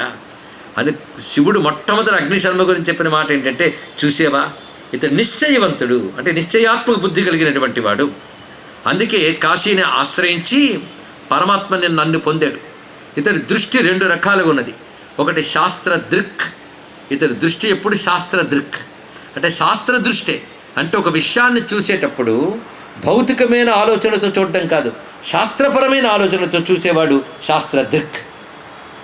అది ఎలాంటిది అంటే కాశీని ఆశ్రయించామంటే ఊరికి వచ్చామని కాదు, కాశీ అంటే శివభూమి, ఇక్కడ ఆశ్రయిస్తే తరిస్తాం. ఈ మాట ఎవరు చెప్పారు మీకు? అల్లా అని చెప్పాడండి, ఢిల్లీని చెప్పాడు కాదు, శాస్త్రం చెప్పింది. అది నమ్మి కదా ఉన్నారు. ఆ దృష్టిని శాస్త్ర దృష్టి అంటారు ఇక్కడ. కానీ ఏది చేసినా శాస్త్ర దృష్టితో చేయడం అంటే శాస్త్రం చెప్పింది కనుక చేస్తున్నానని శాస్త్ర దృష్టి. ఈ శాస్త్ర దృష్టితో ఉండవలసినది లౌల్యవర్జిత. మక్కువ విషయాలపై మక్కువని వదిలినవాడు లౌల్యవర్జితుడు. అంటే శాస్త్రదృక్, లౌల్యవర్జిత, నిశ్చయవాన్, ఆ మూడు మాటలు. ఎందుకంటే వ్యాసుడు పురాణాలు ఎందుకు ఇస్తారంటే కథలు విని సాధకులుగా మారాలి మనం. అందుకే సాధకుడి లక్షణాలు మూడు రకాలుగా చెప్పాడు. నిశ్చయవాన్, శాస్త్రదృక్, లౌల్యవర్జిత. ఏవమేష మహాభాగ మమ క్షేత్ర నివాసిన. ఈ నా క్షేత్రంలో ఉన్న వాళ్ళందరూ ఇలాంటి వాళ్ళే భవాని, అందుకే వీళ్ళకి నేను ముక్తినిస్తున్నాను. అగ్నిశర్మ యథా ప్రాప్త ప్రాప్స్యంతి పరమం పదం రాగద్వేష వివర్జిత దృఢధర్మా. అగ్నిశర్మ ఎలాగైతే పరంపదాన్ని పొందాడో కాశీలో ఉంటూ రాగద్వేషాలు లేని వాళ్ళు, దృఢమైన బుద్ధి కలవాళ్ళు, ధర్మమునందు నిశ్చయమైన బుద్ధి కలిగి పాపముల యందు ఆసక్తి లేనటువంటి వారు ఇదే విధంగా నన్ను పొందుతారు సుమా అని తెలియజేశాడు. ఈ విధంగా అగ్నిశర్మ వృత్తాంతమైంది. మరి సోమశర్మ ఏం చేశాడో తెలియాలి కదా. పాప ఆయన రేవా నదీ తీరంలో తన బలం మీద తాను నమ్మకంతో ఉన్నాడు కదా, ఆయన దగ్గరికి వెళదాం ఒక్కసారి. ఆయన ఏం చేశాడు? రేవా నదీ తీరం సామాన్యం కాదు, అనేకమైన దివ్యమైన భూములు ఉన్నాయి అక్కడ, కొండ ప్రాంతాలు చాలా ఉన్నాయి, అరణ్యాలు ఉన్నాయి. అందులో ఒక్కొక్క దానికి ఒక్కొక్క ప్రత్యేకత ఉంది. ఈయన ఆ మహిమాన్వితమైన చోట్లకు వెళ్ళి సాధన చేశాడు. సోమశర్మ విప్రవర్య చచార విపులం తప అద్రికూటేషు తీర్థేషు తథా క్షేత్రేషు చ ఆత్మవాన్. ఆ రేవా నదీ తీరంలో ఉన్న కొండ కొనల మీద, అదేవిధంగా తీర్థభూముల యందు, కొన్ని క్షేత్రముల యందు అంటే పవిత్రమైన స్థలముల యందు వెళ్ళి ఎలా తపస్సు చేసిన శాకాహార, కొన్నాళ్ళు శాకాహారం మాత్రమే తీసుకుని, కొన్నాళ్ళు ఫలాహారం తీసుకుని, కొన్నాళ్ళు వాయుభక్షుడి అంటే ప్రాణాయామం ద్వారానే చేస్తూ, కొన్నాళ్ళు జలాసన నీటిని మాత్రమే తాగుతూ, జితేంద్రియ మనోబుద్ధి విదితాత్మా సచాత్మవాన్. ఇంకొక సహాయం లేకుండా తనయంత తానే సాధన చేసుకుంటున్నాడు. జితేంద్రుడి ఉన్నాడు, మనస్సుని బుద్ధిని నిగ్రహించుకునే తపస్సు చేశాడు. నిజంగా గొప్పగా ఉంది తపస్సు. బహుప్రకారాన్ మహతీం సిద్ధిం ప్రాప. ఇలా తపస్సు చేయగా అతనికి కొన్ని సిద్ధులు వచ్చాయి. తపస్సు చేస్తే తప్పకుండా సిద్ధులు వస్తాయి. ఇతనికి రేవా నదీ తీరంలో వచ్చాయి, నర్మదా నదీ తీరం సామాన్యమా? ఆ సిద్ధులతో క్రమంగా ఎలాంటి సిద్ధులు వచ్చాయంటే దూరదర్శన, దూరస్థ శ్రవణం, దూరగామిన, దూరదర్శన శక్తి, అలాగే దూరశ్రవణ శక్తి, దూరగామ శక్తి మొదలైనవి వచ్చాయి. కొన్ని సాధనలు చేస్తుంటే ఆ శక్తులు వస్తూ ఉంటాయండి. వీటిని మనం మిరాకిల్స్ అంటూ ఉంటాం. ఈ కథ చాలా ముఖ్యమైన కథ, ఏమరపాటు లేకుండా వినవలసినది ఇది. అందుకే ఈ కథలో అటు అగ్నిశర్మని సోమశర్మని చెప్పడంలోనే మనం తపస్వరూపాన్ని, సాధనా స్వరూపాన్ని అవగాహన చేసుకోవాలి. పై ఇతడు కూడా తపస్సు ఎలా చేశాడు, ఊరికినే కూర్చుని కాదు, ఎంత నియమంగా చేశాడో చూస్తే ఎవరిని చేయలేమనిపిస్తుంది. అలా చేశాడు. ఆహార నియమం పాటించాడు, మనోబుద్ధులు నియంత్రించుకున్నాడు. దానికి తగ్గట్టుగా సిద్ధులు వచ్చేసాయి. ఆ సిద్ధులతో అతనికి ఎక్కడున్నదైనా వినగలిగే శక్తి వచ్చింది, ఎక్కడ దూరంలో ఉన్నది కూడా కనబడగలిగే శక్తి వచ్చింది, తాను అనుకుంటే ఎక్కడికైనా గమనం చేయగలిగిన శక్తికి వచ్చింది. ఇలా అన్యాస సిద్ధి సంప్రాప్య తత్పరహ సమజాయత. ఇలా ఏది అనుకుంటే అది జరిగిపోవడం, వాక్కు తాను ఏదంటే అది జరిగిపోవడం, ప్రభావం, ఇవన్నీ వచ్చాయి. దానితో ఏం జరిగిందంటే ఇంకా ఒక్కొక్కరు అతని దగ్గరికి వచ్చి నమస్కారం చేస్తూ ఉంటే ఎవడికి ఏదంటే అది నెరవేర్చడం మొదలుపెట్టాడు. దాంతో ప్రచారం జరిగింది. ఆయన దగ్గరికి వెళ్ళానండి, వెంటనే రోగం పోయింది ఒకడు, దరిద్రం పోయింది ఒకడు, ఇలా చెప్పడం. దానితో ఆహా ఏమి తపస్సునే గర్వం వచ్చింది. ఇదే తపస్సు వల్ల తప్పకుండా కొన్ని మహిమలు వస్తాయండి. ఈ తపస్సు వల్ల అవతల వాడు మీరే దేవుడు అంటాడు, నిజమేనేమని వీడు అనుకుంటాడు. అక్కడ పడిపోతుంది పతనం, అక్కడ ప్రారంభం. వీడు చేయలేని తపస్సు వాడు చేశాడు. ఎందుకంటే మనం చదువు డాక్టర్ చదవడం వల్ల మన రోగం కుదుర్చుతున్నాడు, అంతే కదా. మన రోగం కుదుర్చుతున్నది డాక్టర్ని వైద్యుడితో దేవుడితో సమానమని గౌరవించండి, ప్రమాదం లేదు. కానీ వైద్యుడు నేను దేవుడినేమో అనుకుంటే ప్రమాదం. రోగం కుదిర్చాడు కనుక దండం పెట్టండి, అంతే. కానీ నువ్వు చదువు వాడు చదివాడు, నువ్వు చేయని తపస్సు వాడు చేశాడు, అంతే. తెలుసుకో ఇక్కడ. కానీ తపస్సులు జాగ్రత్తగా ఉండాలి. అందుకే ఎప్పుడైనా సరే లోకంలో కీర్తి వచ్చినా, అనుకున్నవి జరిగిపోతున్నా భయపడాలి. ఎందుకంటే అక్కడి నుంచి వీడు ఆ లోకం పెంచుకుంటాడు, వ్యవహారం. వీడికి తగ్గింది నా వల్ల అంటే మరొకడు వస్తాడు, ఇంకా వాడు పొగుడుతుంటే వీడికి చాలా బాగుంటుంది, పొగడ్తలతో పాటు ఇవి ఇస్తూ ఉంటాడు కూడా, అది బాగుంటుంది. దానితో క్రమంగా లోక వ్యవహారం పెరుగుతుంది. అప్పుడు చేసిన తపస్సు ఏమవుతుంది, వీడికి వాడికి బాగు చేసేటప్పుడు ఖర్చు అయిపోతుంది. అప్పుడు వీడు డొల్ అయిపోతాడు, ఇది తెలుసుకోవాలి ఇక్కడ. అందుకే భోగాలు అనుభవిస్తుంటే భయపడాలి.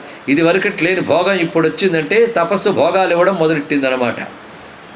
అందుకు భోగాల జోలికి వెళ్ళాడా యోగం పోతుంది, భోగం యోగం కలిసి ఉండవు. ఇది గుర్తుపెట్టుకోవాల్సిన మరొక ప్రధానమైన అంశం. కనుకని సిద్ధులకి ఆకర్షితులు కారాదు, ఇది చెప్తున్నటువంటి ప్రధానమైన అంశం. సిద్ధులు లక్ష్యంలో పెట్టుకోకూడదు సాధన చేసేవాడికి. లక్ష్యంలో పెట్టుకోకపోయినా వస్తాయి, కానీ వాటికి ఆకర్షితులు కారాదు. అది కేవలం సాక్షిగా చూస్తూ సాధనలో ముందుకెళ్ళిపోవలసినదే. ఇది ఎలాంటిదంటే మనకు లక్ష్యం కోసం ట్రైన్ ఎక్కి వెళుతూ ఉంటే తోవల అందమైన చోట్లు కనబడవచ్చు, కానీ దిగిపోకూడదు. దిగితే ఏమవుతాం, ట్రైన్ వెళ్ళిపోతుంది, మరి నువ్వు ఆ లక్ష్యానికి చేరలేవు. అది ఎంతో ఇది అంతే తెలుసుకోవాల్సింది. అదే సాధకుడు ఎంత అప్రమత్తంగా ఉండాలో చెప్పడం కోసం ఈ కథలు చెప్తున్నారు. అంతేగాని నర్మదా తీరంలో అంత బెటర్ కాదనమాట అంటే మహాపాపం, తెలుసుకోండి. ఇక్కడ ఏ పవిత్ర తీర్థమైనా గొప్పదే, దేని గొప్పతనం దానికి ఉన్నది. అయితే కాశీకి దీనికి ప్రత్యేకత ఏంటంటే కాశీని క్రమంగా వైరాగ్యాన్ని కలిగించాలి, ఈశ్వరుని ప్రీతి కలిగించాలి. కానీ సిద్ధులు వచ్చాయి కదా అని వాటికి ఆకర్షణలో పడరాదు. ఇది తెలుసుకుని ఎవడెక్కడి నుండి సాధన చేసినా స్వామి అనుగ్రహం తప్పకుండా లభిస్తుంది. ఎందుకంటే కాశీలో మరణిస్తేనే మోక్షమా, ఇంకెక్కడ మోక్షం లేదా అని అడిగితే శివుడు పార్వతీదేవితో చెప్పిన విషయం ఏంటంటే జ్ఞాని అయిన వాడు, పరాభక్తికి చెందినవాడు ఎక్కడ పోయినా ముక్తి పొందుతాడు. ఇది స్వామి చెప్పినటువంటి మాట. ఇది తెలుసుకోండి అక్కడ. ఎందుకంటే కాంచీతీంద్రులు సిద్ధి పొందినది ఎక్కడ, రమణ మహర్షి సిద్ధి పొందినది ఎక్కడ? అయితే వాళ్ళు ముక్తి లేదా, వాళ్ళు జీవన్ముక్తులు. అయితే ఇక్కడ విశేషం ఏంటంటే పరాభక్తికి చెందిన వాళ్ళు అని ఒక మాట అన్నాం. పరాభక్తి, భక్తి వేరు, పరాభక్తి వేరు. దేవుడి నామం పలుకుతూ మంచి పనులు చేసేవాడు భక్తులు, వాళ్ళ పతనం కాదు. కానీ ముక్తి వస్తుందని గ్యారంటీగా చెప్పరు. పరాభక్తి వర్ణించిన అర్థం కాదండి, అది కోట్లలో ఒకడికి కూడా రాదు పరాభక్తి. అది ఉత్కృష్టమైన భక్తి అంటే అది, దాని ఏకభక్తి, ముఖ్య భక్తి ఇత్యాది పేర్లతో చెప్తారు, అది పరాభక్తి. ఇక జ్ఞానం అంటే బ్రహ్మజ్ఞానమే. మళ్ళీ ఈ రెండు అని ఉంటే వాడు ఎక్కడ పోయినా కాశీ ముక్తే వాడిది. కాశీ అంటే ప్రకాశం అని అర్థం, బ్రహ్మము ఎక్కడ ప్రకాశిస్తాడో అదే కాశీ. పరాభక్తిలో బ్రహ్మమే ప్రకాశిస్తుంది. బ్రహ్మజ్ఞానం అంటే కేవలం బ్రహ్మ ప్రకాశమే కదా. కనుక ఆ రెండు కూడా కాశీ మరణములే తెలుసుకోవాల్సింది. ఇక్కడ వాడు ఎక్కడున్నా ముక్తి పొందుతాడు. కానీ ఇతర చోట్ల సాధనలు చేస్తే ఆకర్షణలకు లోనే అవకాశం ఉంటుంది. కాశీలో సాధన చేస్తే భోగేచ్ఛ కూడా పోతుంది అని మాట చెప్పాడు. అది దానికి అది బలపడడం కోసం ఈ వృత్తాంతాన్ని ఉదాహరణగా చేశాడు. భోగేచ్ఛ కూడదు. వీడికి భోగాలు వస్తున్నప్పుడు ఎలా ఉండాలి సాధకుడు? అమ్మో ఇదేదో ఇచ్చాడు అనుకుని జాగ్రత్తగా దూరంగా ఉండాలి. వాటి తాదాత్మ్యం చెందకూడదు, అహంకారం పొందకూడదు. కానీ అలా కాకుండా ఆ భోగాన్ని ఆస్వాదించడం మొదలుపెట్టాడు క్రమంగా. నానా విషయ సంభార సంపన్న స్త్రీభిరన్విత. నానా విషయములు లభించేది. అనుకుంటే డబ్బు, ఏదనుకుంటే అది వచ్చేస్తుంది. భోగ వస్తువులు వస్తున్నాయి, లోకంలో కీర్తి గౌరవాలు అన్నీ సిద్ధిస్తున్నాయి. దానితో స్త్రీలు ఆకర్షితులయ్యారు చాలా. దానితో ఆ స్త్రీ భోగములు ప్రాప్తించాయి. దివానిశం విస్మృత ఆత్మగతి తాపస సత్తమ. నిజానికి తాపసుల్లో గొప్పవాడు, తపస్సు చేశాడు. కానీ దివానిశం విస్మృత ఆత్మగతిం, ఒక్కొక్క పదం ఎంత గొప్పది. ఆత్మగతిని మర్చిపోయాడు. ఆత్మగతి అంటే స్వస్వరూప జ్ఞానం లేదు. అంతకుముందు సాధన కూర్చునేటప్పుడు బ్రహ్మజ్ఞానం అనేదో లక్ష్యం పెట్టుకునేవాడు. ఇప్పుడు బ్రహ్మము లేదు, ఆత్మ లేదు, విచారణ లేదు, సుఖపడ్డమే ప్రధానం. అలా ఉన్నవాడికి అప్పుడప్పుడు అన్న గుర్తు వచ్చేవాట పాపం. అంతేకాదు ఎన్ని మానేశారంటే భోగాల్లో పడిపోయి జాతోన మానయంత్యేవా పితృదేవాన్ గురునపి. క్రమంగా భోగముల్లో మురిగిపోయి దేవపూజ, పితృదేవతారాధన, గురువుల పూజ అన్నీ మానేశాడు ఇక్కడ. ఎందుకంటే భోగం అనుభవిస్తున్న కొద్దీ చాలా బిజీగా ఉన్నానండి, ఈ మధ్య దేవతార్చన మానేశానండి అన్నాడు ఒక ఆయన. అంటే వాడు మానేయడానికి అనుకూలంగా అది ఒక్కటే దొరికింది. అంత బిజీగా తిరుగుతూ ఉంటే పొద్దుట వస్తాడు, ఒకడు వాస్తు చూడమని పిలుస్తాడు, ఇంకోటి జాతకం చూడమని పిలుస్తాడు, ఇంకోటి రోగం తగ్గించమని బయట క్యూలు కట్టుంటారు. ఇతరు వెళ్ళి వాళ్ళు విభూతులు పంచద్దు, అందుకు వాళ్ళందరికీ పంచి వాళ్ళందరిని ఆశీర్వదించడానికి టైం ఉండదు కనుక వీడు అనుష్ఠానం మానేస్తాడు. దేవతలను ఆరాధించడు, పితృదేవతలను ఆరాధించడు, గురువులను గౌరవించడు. ఎందుకంటే వీడు గురువు అయినప్పుడు ఇంకోటి గురువుకి గౌరవిస్తే తగ్గిపోడు. 10 మంది మధ్య అతను గౌరవం పొందుతూ మరోవరు గురువుగారిని పాదాలు దండం పెడితే వీడు తగ్గిపోడండి. అందుకే పెద్దలను గౌరవించడం మానేశాడు, పితృదేవతలను ఆరాధించడం మానేసివేశాడు, దేవతలను ఆరాధించడం మానివేశాడు. ఇవన్నీ ఈ కథ ద్వారా ఎంత హెచ్చరిక చెప్తున్నాడు. అందులో ప్రస్తుత కాలం ఇది ఇంకా అవసరమండి. ఎందుకంటే ఆఖరి గొప్ప గొప్ప సాధనలు కూడా వీడియో బిట్లుగా చేసి నొక్కితే చాలు చూడొచ్చని పెట్టేసే రోజులు వచ్చాయి, అవునా లేదా? అందులో ఒకడు వస్తాడు, ఈ మంత్రం ఆ మంత్రం అంటాడు, బీజాక్షరాలు చెప్పేస్తాడు. నేను ఈ మధ్య కాశీకళి శ్మశానంలో అర్ధరాత్రి సాధన చేశాడంటాడు ఒకడు. ఇదేదో బాగుంది, నేనే చేస్తే బాగుండని ఒకడవు. ఇవన్నీ కూడా పతన హేతువులే తెలుసుకోండి ఇక్కడ.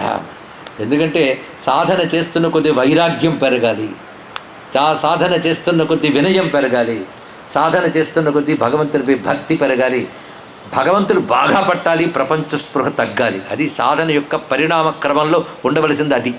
అంతేగాని ఇంకా నాకు ఈ మహిమ జరిగింది సాధన వల్ల 10 మందికి వీడికి రుజువు చేయడం, వాడు వచ్చి ఇంటర్వ్యూ చేయడం. వాటికి ఇంటర్వ్యూలు ఏంటంటే భగవత్ సాధనకి వాడు ఇంటర్వ్యూలు చేస్తే వీడు మంత్రసిద్ధి ఎలా ఉంటుంది వీడు చెప్తాడు.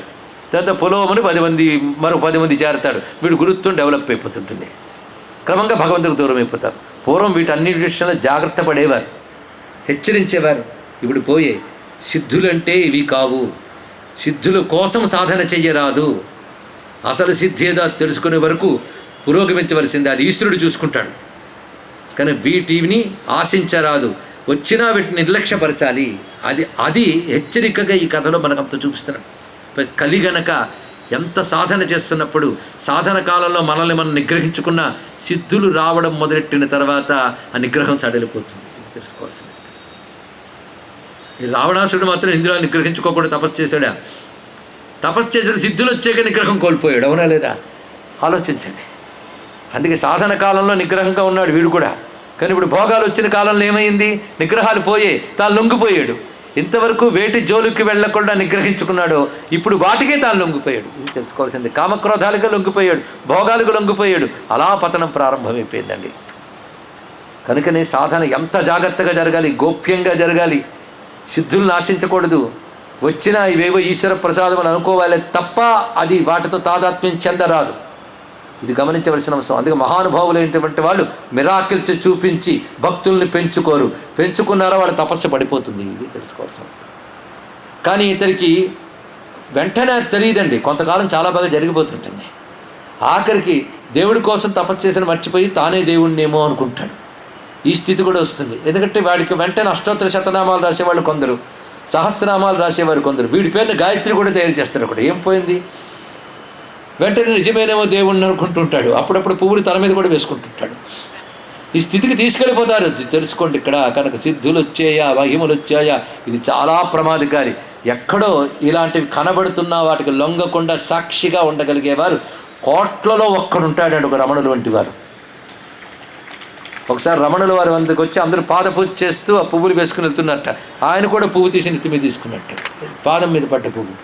ఏమిటండి అంటే, ఇది వేసుకుంటే మహిమ వస్తుందంటారు, నాకు వస్తుందేమో చూద్దామని వేసుకున్నానంటే తన దేహం మీద కూడా ప్రేమ లేని మహానుభావుడు అండి. తెలుసుకోండి, ఇక్కడ అది గొప్ప విషయం. అంతేగాని వెంటనే ఇలా అనలేదు ఆయన, అది గొప్ప విషయం. ఇలా అన్నాడా అయిపోయాడే, మహాప్రమాదం. అందుకే ఈ కథలో ఎంత బాగా వర్ణిస్తున్నాడో ఈ అధ్యాయంలో శ్లోకాల ద్వారా. క్రమక్రమంగా వీటన్నిటికి ఆకర్షితులు అవడమే కాకుండా ఒకరోజు అన్న గుర్తొచ్చి పాపం పిచ్చి బామ్మడు అనుకున్నట్ట.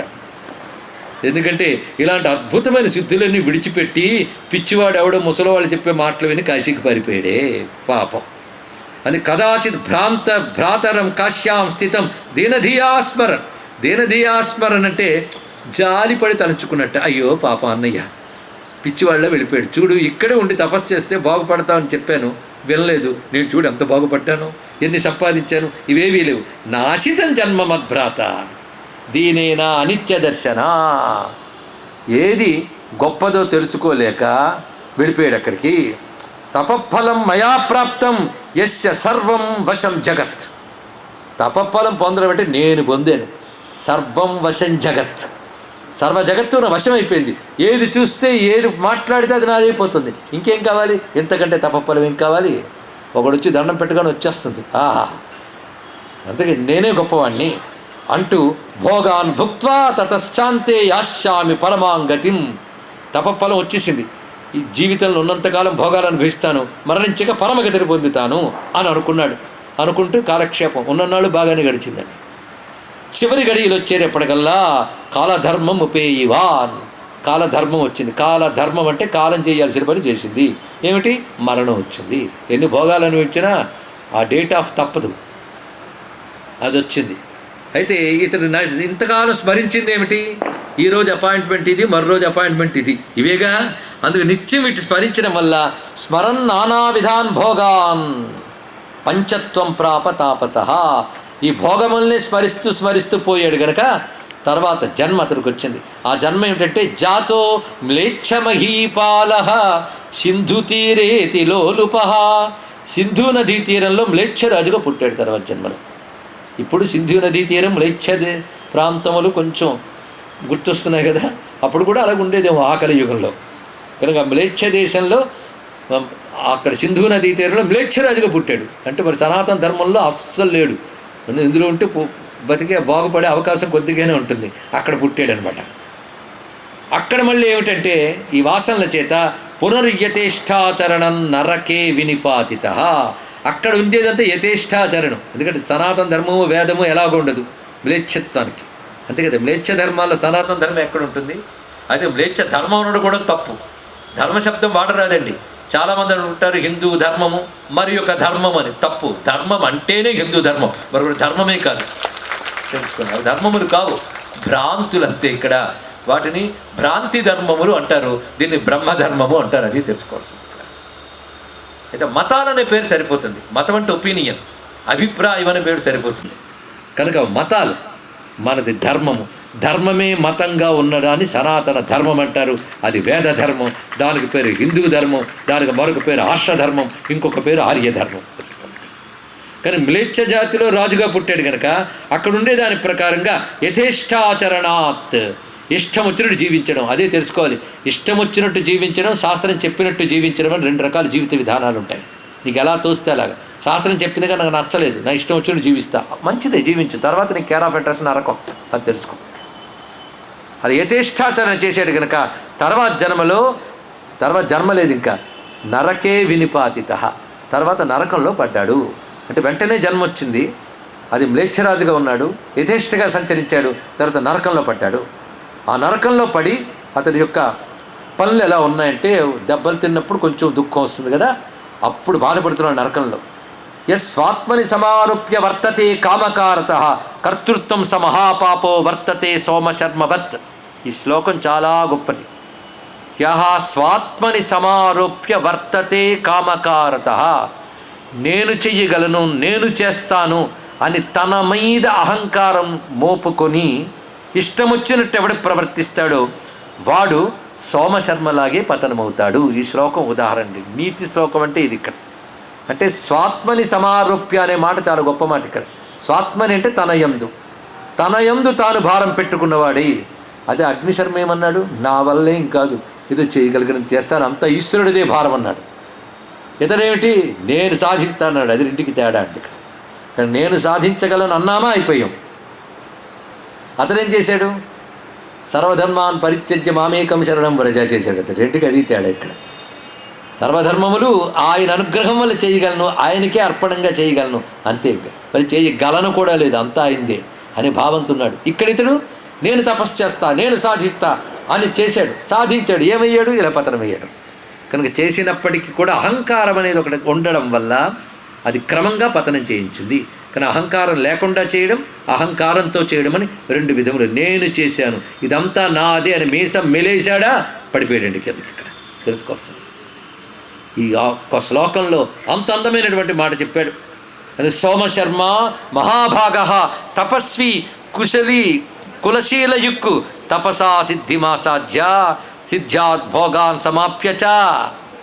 ఆ మహానుభావుడు తపస్వి, కుశలి, పైగా నేర్పరైనటువంటి వాడు, పైగా గొప్ప సాధకుడు. తపస్సులు సిద్ధి పొందాడు, సిద్ధులతో భోగం పొందాడు, భోగంతో విషయ తాదాత్మ్యం పొందాడు. అక్కడ పడిపోయాడు. ఇక్కడ భోగంతో వచ్చిన విషయం ఏంటి, విషయ తాదాత్మ్యం. పదములు అంత చక్కగా వేశారు ఇక్కడ. భోగాద్ విషయ తాదాత్మ్యం తాదాత్మ్యాత్ నరకాన్ పునః. అక్కడి నుంచి నరకంలోకి పడిపోయాడు. కనుక విషయ తాదాత్మ్యం కూడదు. అంటే నీకు విషయాలతో మనస్సుని తాదాత్మ్యం చేయించితే పడిపోతావు నరకంలోకి. కనుక విషయములు అంటే లోకల్లో అనుభవించే సుఖములకు విషయములని పేర్లు. ఇక్కడ భోగముల వల్ల సుఖాలతో, సుఖ సంబంధమైన వాటితో తాదాత్మ్యం అయిపోయింది, దానివల్ల నరకంలో పడ్డాడు. చూసావా ఈ కథ, ఇది గుర్తుపెట్టుకోవయ్యా దీపక అని వేదధర్ముడు తెలియజేస్తున్నాడు. ఇంత కూడా హత కలౌ తపో విద్యా యజ్ఞ దానాదికా క్రియా సాంగా భవంతి నకృతా కుశలైరపి దేహిభిః. దీన్ని బట్టి తెలుసుకోవాల్సిందంటే నేర్పరి అయినప్పటికీ, సమర్థుడైనప్పటికీ, కుశలుడు అంటే సమర్థుడైనప్పటికీ, నేర్పరి అయినప్పటికీ కలియుగంలో తపస్సు, విద్య, యజ్ఞము, దానము మొదలైన క్రియలు సంపూర్ణములు కావు, అసంపూర్ణములైపోతాయి. ఎందుకంటే ఇవ్వాల్సిన సిద్ధిని ఇవ్వకుండా వెనక్కి తిప్పేయాలి. అందుకే అసంపూర్ణములైపోతే తెలుసుకో. ఇది కలి ప్రభావం చేత అలా జరుగుతుంది సుమా. తస్మాత్ కాశ్యే వైకలో సుకృతాం పూర్తి కర్మణి. అందుకే కాశీలో సుకృతములకు పూర్ణము చేయగలిగే శక్తి ఆ కాశీకి ఉన్న సుమా. ఇక్కడ కాశీకి వచ్చాడు కనుక సుకృతములు పూర్ణములు అయ్యాయి. ఎందుకంటే భోగేచ్ఛపోయి సుకృతములు ఈశ్వరార్పణ బుద్ధితో చేసి క్రమంగా వైరాగ్యవంతుడి బ్రహ్మజ్ఞానం కలిగి ముక్తి పొందిపోయాడు. అది తేడా. ఇతడేం చేశాడు, ఆ సాధన నేనే చేయగలను చేయడం వల్ల భోగములు వచ్చాయి, విషయ తాదాత్మ్యం జరిగింది, అహంకారం పెరిగింది, పతనమైపోయాడు. రెండుకి తెలిసిందా? దేని మహిమ ఇదంటావు? కాశీ మహిమ. ఇది తెలుసుకో, కాశీ మహిమ. అది కలిలో కూడా కాశీని ఆశ్రయించడం వల్ల తరించాడు. కలి ప్రభావం చేత ఇంత సాధన చేసినా పతనమైపోయాడు. చూస్తావా? ఈ కథను ఎందుకు తెలియజేస్తున్నాడు ఇక్కడ కలిలో? అది నరకే పశ్యమానస్య భ్రాతృస్మరణమాగమత్. అయితే ఇక్కడ ఏంటంటే ఆత్మసంభావితో యస్మాత్ తస్మాత్ స నరకంగత. ఆత్మసంభావిత ఈ మాట మంటి వేశాడు. ఆత్మసంభావితుడు అంటే ఏమిటి? ఇవన్నీ టర్మ్స్ అండి. ఆత్మసంభావితుడంటే మాటి మాటికి తన గొప్పతనాన్ని భావించేవాడు ఆత్మసంభావితుడు. అది తెలుసుకోవాల్సింది. నేను చేశా, ఇదంతా నాది, చూసావా అని చూపించుకోవడాలు ఏవైతే ఉన్నాయో వాడు ఆత్మసంభావితుడు. దాని ఫలితం ఏమైంది? నరకంలో పడ్డాడు. అది కాశీవాసి వాటి జోలికి వెళ్ళరాదండి. వెళ్ళాడా పతనమైపోతాడు. కలి ప్రభావం అలా చేస్తుంది. అది ఇందులో ఉన్న విషయం.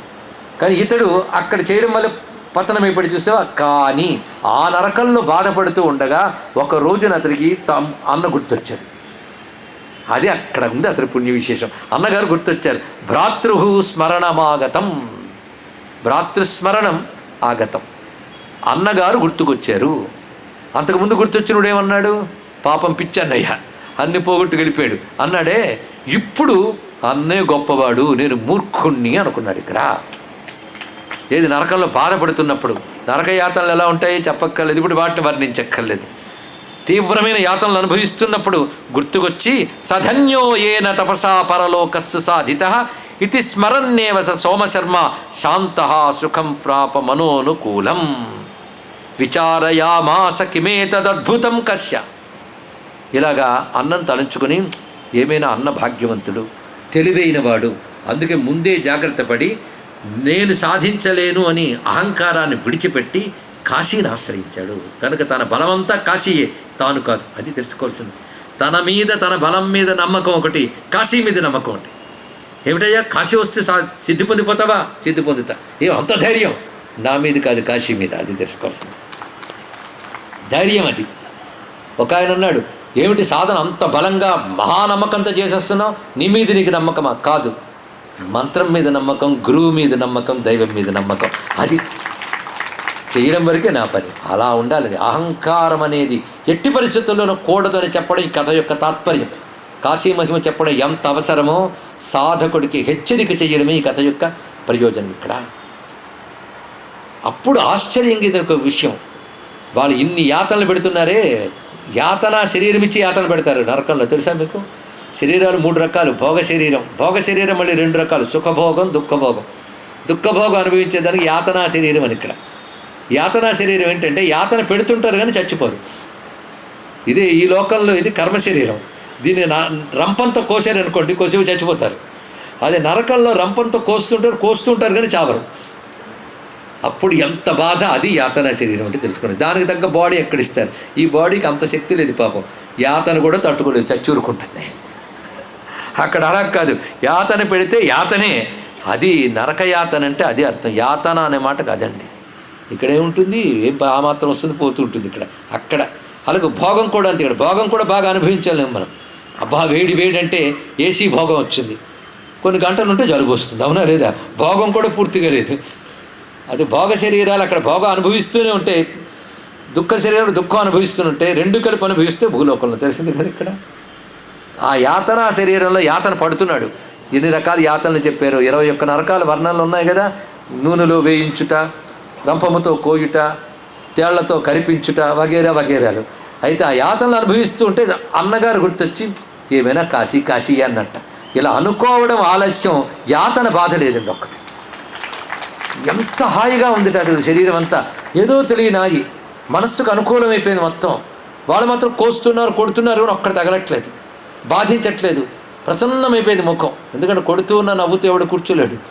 ఇంతవరకు ఏడుపు మొహమే, ఆర్తనాదాలే. ఇప్పుడు ఆర్తనాదం లేదు, ఏడుపు మొహం లేదు, ప్రసన్నంగా ఉన్నాడు. పైగా నవ్వుతూ చూస్తున్నాడు వాళ్ళందరినీ.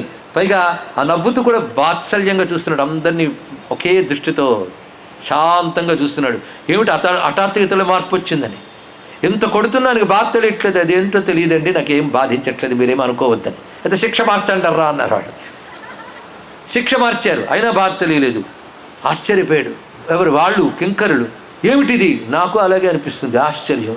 బహుకాలం నుంచి పడుతున్నారు కానీ ఎప్పుడు ఈ సుఖం లేదు, ఎందువల్ల తెలియట్లేదు, మహాసిద్ధిప్రదం, ఏమో తెలియదు అని అనుకుంటూ ఉంటే వెంటనే ఈ వార్త వెళ్ళి వాళ్ళు యముడికి తెలియజేశారు. తెలియజేసిన వెంటనే యముడు అతన్ని ప్రవేశపెట్టండి అన్నాడు. వచ్చాడు. ఏంటైనా ఏం జరిగింది, ఏం చేసావు అక్కడ ఉండగా, అది చెప్పు. అదే మీరు బాధపడాలని నా కోరిక ఏం కాదు, మీరందరూ బాగుపడాలని నా కోరిక. అదే బాగుపడడం కోసం నాకు ఈ డ్యూటీ ఇచ్చి నేను చేస్తున్నాను. నీకు ఇప్పటికైనా మించిపోయింది లేదు, ఏదో మొత్తాన్ని బాధ తగ్గింది. నీకు ఏం చేయడం వల్ల బాధ తగ్గిందో చెప్పు. నాకు తెలియదు, కానీ ఒక్కటి అనిపించింది, పరమ పుణ్యాత్ముడైన మా అన్నం తలుచుకున్నాను, రెండవది కాశీని తలుచుకున్నాను, అంతే. మహాసిద్ధిప్రదాం కాశీర్న సేవంతే దురాత్మన. మహాసిద్ధిప్రదమైన కాశీని దురదృష్టవంతులు, దౌర్భాగ్యులు, పాపాత్ములు మాత్రమే సేవించలేరు అని అనుకున్నాను, అంతే. దీన్ని కాశీని అని 3-4 సార్లు అనుకున్నాను, కాశీ కాశీ కాశీ అని. ఇంకా నాకు అది బాగుందని కాశీ కాశీ అంటూ ఉంటే నాకు దుఃఖం పోయింది. కనుక ఈ దుఃఖం పోవడం అనేది కాశీ నామస్మరణ వల్ల జరిగిందని తెలుసుకున్నాను. ఇది చెప్పాడు. అందుకే నువ్వు గమనించవలేదో, నన్ను నీ దగ్గరికి వెళ్ళి తీసుకొస్తున్నప్పుడు నేను కాశీ కాశీతి కాశీతి బహుధా సంస్మరన్ ద్విజ నపశ్యంతి నరకా.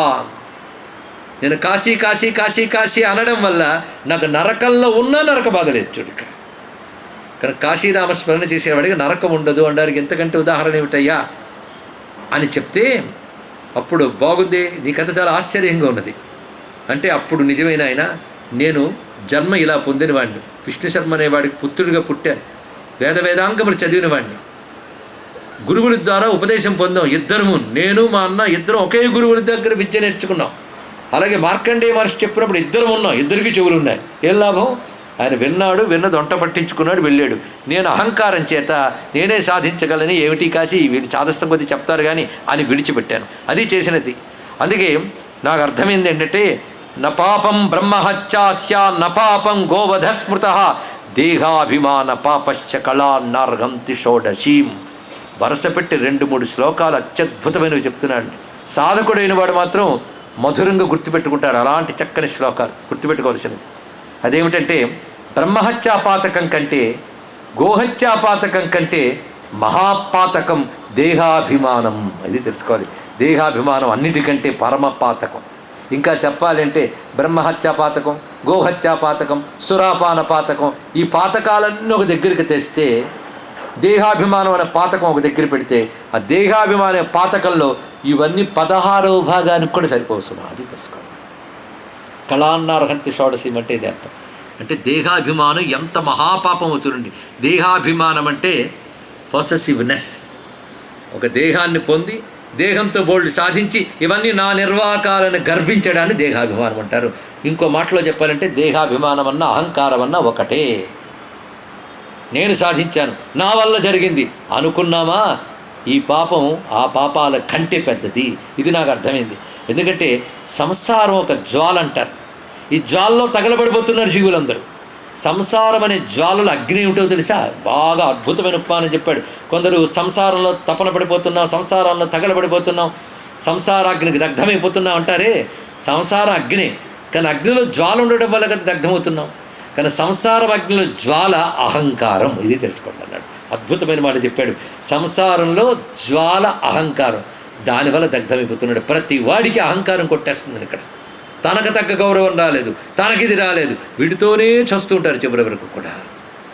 దానితో ఆగ్రహాలు, రాగద్వేషాలు, కోపాలు, నన్నంటావా, ఇంకా మాటలు మానేయడాలు, పంతాలు పట్టడాలు, మూతి తిప్పుకోవడాలు ఒకటేమిటి, ఇవన్నీ కూడా అహంకారం అనే జబ్బు యొక్క లక్షణములు. తెలుసుకోండి ఇక్కడ. దీన్ని పోగొట్టుకునే ప్రయత్నం ఏం జరిగిందని పోలేదే. అందుకు ఈశ్వరార్పణ బుద్ధి ఒకటి, నా వల్ల ఏమవుతుంది స్వామి అనుకోవడం ఒకటి ఉన్నట్లయితే ఇది క్రమంగా పోయే అవకాశం ఉంది. కానీ నా వల్ల సాధిస్తాను కానీ మరింత అహంకారం పెరగలేదు. ఇదంతా నా స్వానుభవంతో చెప్తున్నాను. ఏదో నరకంలో దెబ్బలు తింటూ బుద్ధి వచ్చింది మహానుభావుడికి. అందుకే మరొక్క మారు ఈ శ్లోకం చదువుకుందాం. నపాపం బ్రహ్మహత్యాస్యా నపాపం గోవధ స్మృత దేహాభిమాన పాపస్య కళాం నార్హంతి షోడశీం. నా అశ్వమేధ పరం పుణ్యం తులాదానాది సంభవం గోసహస్రాదిజం నిత్యం యథాహంకార వర్జితాన్. ఇంకో మాటలో చెప్తున్నాడు, 1000 కొలది అశ్వమేధ యాగాలు, తులాదానాది వేదం చెప్పిన కర్మలు, గోదానాది సహస్రాలు, ఇవన్నీ కూడా అహంకారం విడిచిపెట్టడం అనే పుణ్యం ముందు చిన్నవే అన్నాడు. ఇక్కడ అక్కడ ఏం చెప్పాడు? అహంకారం అనే పాపం ముందు ఆ పాపాలు చాలా చిన్నవి, అహంకారం విడిచిపెట్టడం అనే పుణ్యం ముందు ఈ పుణ్యాలు చాలా చిన్నవన్నాడు. అంటే 1000 కొలది దానాలు చేసినా, కోట్ల కొలది యజ్ఞాలు చేసినా ఆ పుణ్యం అంతా కూడా అహంకారం విడిచిపెట్టడం అనే పుణ్యం ముందు చిన్నవే అన్నారు.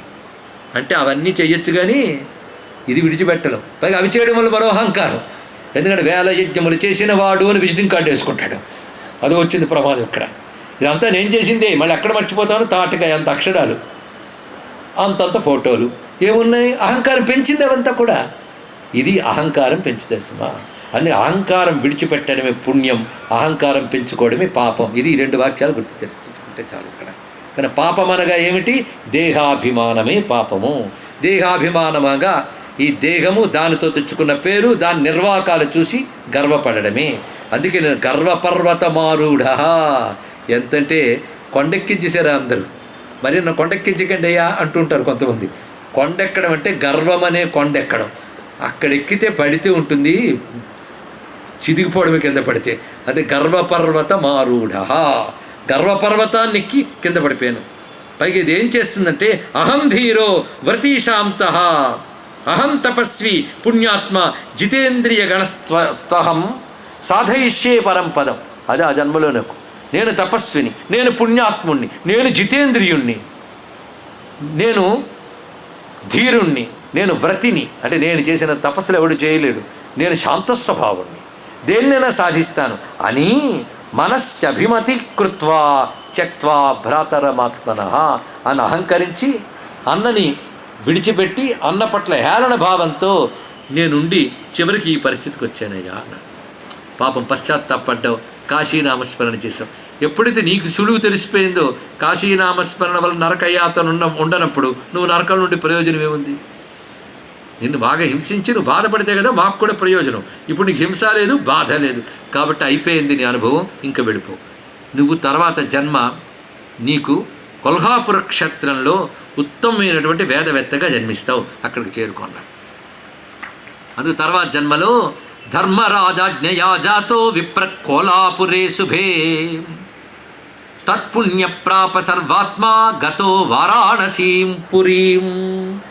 ఆ జన్మలో అతడు కొంతకాలం అయ్యేటప్పటికల్లా పురాకృత వాసన బలం చేత వారాణసి మహిమ తెలుసుకొని వారాణసిని చేరుకున్నాడు. అక్కడికి చేరుకుని చేసేటంటే ఏంటో ప్రేరేపిస్తాయండి. ఆ ప్రేరణ వల్ల తిన్నగా ఎక్కడికి వెళ్ళాడంటే వారణాసికి వచ్చి సుశర్మణ సుతసోత సర్వాత్మ శివభక్తిమాన్. ఆ జన్మలో శివభక్తి వచ్చింది, ఎందుకంటే అది వచ్చిందా తరించిపోతాడు, నీకేమీ సందేహం లేదు. ఇక్కడ ఆ శివభక్తితో ధర్మేశ్వర ప్రసాదేన ప్రాప్త కాశీంతు అవిముక్త క్షేత్రమైనటువంటి ఆ క్షేత్రానికి చేరుకుని అహంకారాది దోషానాం నాశకర్త్రీం రుణామిహ. కనుక కాశీ అహంకారాది దోషాల్ని పోగొట్టున్నది, ఇది తెలుసుకోవాలి. ఇక్కడ కాశీకి వచ్చి పోగొట్టుకోవాల్సింది ఏమిటి? అహంకారం. కాశీలో ఏదైనా విడిచిపెట్టాలంటూ ఉంటారు, ఇక్కడ అదొకటి ఉన్నది. విడిచిపెట్టడాలంటే గయలో శ్రాద్ధకర్మ చేసినప్పుడు వాళ్ళ పూర్వీకులను ఉద్దేశించి ఒక శాఖం ఒక ఫలం విడిచిపెడతాం. కాశీలో కూడా విశ్వేశ్వరునికి అర్పణంగా ఏదైనా విడిచిపెడితే పుణ్య విశేషమని కాశీరాస్తానని చెప్పాడు. ఏదో ఒకటి త్యాగం. ఈ త్యాగం విషయ త్యాగం వైపు తీసుకెడుతుంది. త్యాగే నైకే అమృతత్వ మానసం, అందుకు ఉదాహరణ. అందుకని ఏది విడిచిపెట్టాడో వాడు జీవితాంతం దాన్ని గుర్తు తెచ్చుకుంటూ ఉంటాడు. పైగా వాళ్ళు ఆవిడ చెప్తుంటే తొందరపడి విడిచిపెట్టేశారండి అని. ఇక్కడ ఇంకా అదే బాధ. నిజంగా విడిచిపెట్టాడంటే స్మరణలో ఉండిపోయింది, దాన్ని తినేస్తే బాధ లేదు. కనుక ఈ విడిచిపెట్టడం అంటే విడిచిపెట్టచ్చు, ఒక్క వస్తువునైనా విడిచిపెట్టడం నేర్చుకోగలిగితే అది గొప్ప త్యాగం అండి. నిజం, దానికి ఒక ఫలితం ఉంది, అది పుణ్య విశేషం. కొందరు వీటిని హాస్యంగా తీసేసుకుని చెప్తూ ఉంటారు, కానీ వాటికి ఒక ఫలితం ఉంది. బతుకులో నీకు ఇష్టమైన ఒక వస్తువును విడిచిపెట్టావు, అంతే కదా. అందుకే ఈ ఇష్టమైనది విడిచిపెట్టాలి. అందుకని ఏదైనా పండు విడిచిపెట్టాలన్నా విభూతి పండు విడిచిపెట్టానంటే సరిపోదు. ఇక్కడ వాడు ప్రీతిగా తినేదాన్ని విడిచిపెట్టాడు. ఇక్కడ అంటే ఒక ప్రీతిని విడిచిపెట్టిన చిన్న విషయం అండి. ఇక్కడ నేను చచ్చే వరకు నాకు ఇది ఇష్టం, ఇదే తింటా, నాకు ఇష్టం లేనిది పడితే తిన్నాను కంచాన్ని తోసేసే అహంకారం ఉందే, దానికంటే ఒక విషయాన్ని త్యాగం చేయడం అనేది నేర్చుకోగలగాలి. జిఫ్ఫని చేయించలేకపోతే దేని చేయిస్తారు? ఒకటి అక్కడ మొదలైంది. అలాంటి సూచనలు. కానీ అసలు విడిచిపెట్టవలసిన సబ్జెక్ట్ అహంకారం. కాశీలో అది విడిచిపెట్టాలి. ఏ రోజు కాదో చేయవలసిన అహంకారాన్ని అరగదీసుకోవడమే. అందుకే అమానీ మానదో మాన్య దగ్గర నుంచి మొదలుపెట్టాడు అక్కడ. అది సాధారణ. ఎంత అద్భుతమైన కథ ఇది. నిజానికి మాటి మాటికి మననం చేసుకోవాల్సిన కథ. అసలు కాశీ రహస్యం దగ్గర పెట్టుకుని విశ్వానికి ఇవ్వవలసిన సందేశాలన్నీ దగ్గరికి లాక్కోవచ్చాడు. అన్ని శ్లోకాలు, ముత్యాలు లాంటి శ్లోకాలు ఇప్పుడు విన్నవే చాలు. అలాంటివి 1000 శ్లోకాలు 26 అధ్యాయాలు అంటే చిన్న విషయమా? అంత రమ్యమైన విషయం. మొత్తానికి అహంకారాది దోషాణం నాశకర్త్రి. కొద్దిపాటి అహంకారంతో కాశీకి వచ్చినా క్రమంగా కొద్దిగా పోతుంది, అది తెలుసుకోవాల్సింది ఇక్కడ.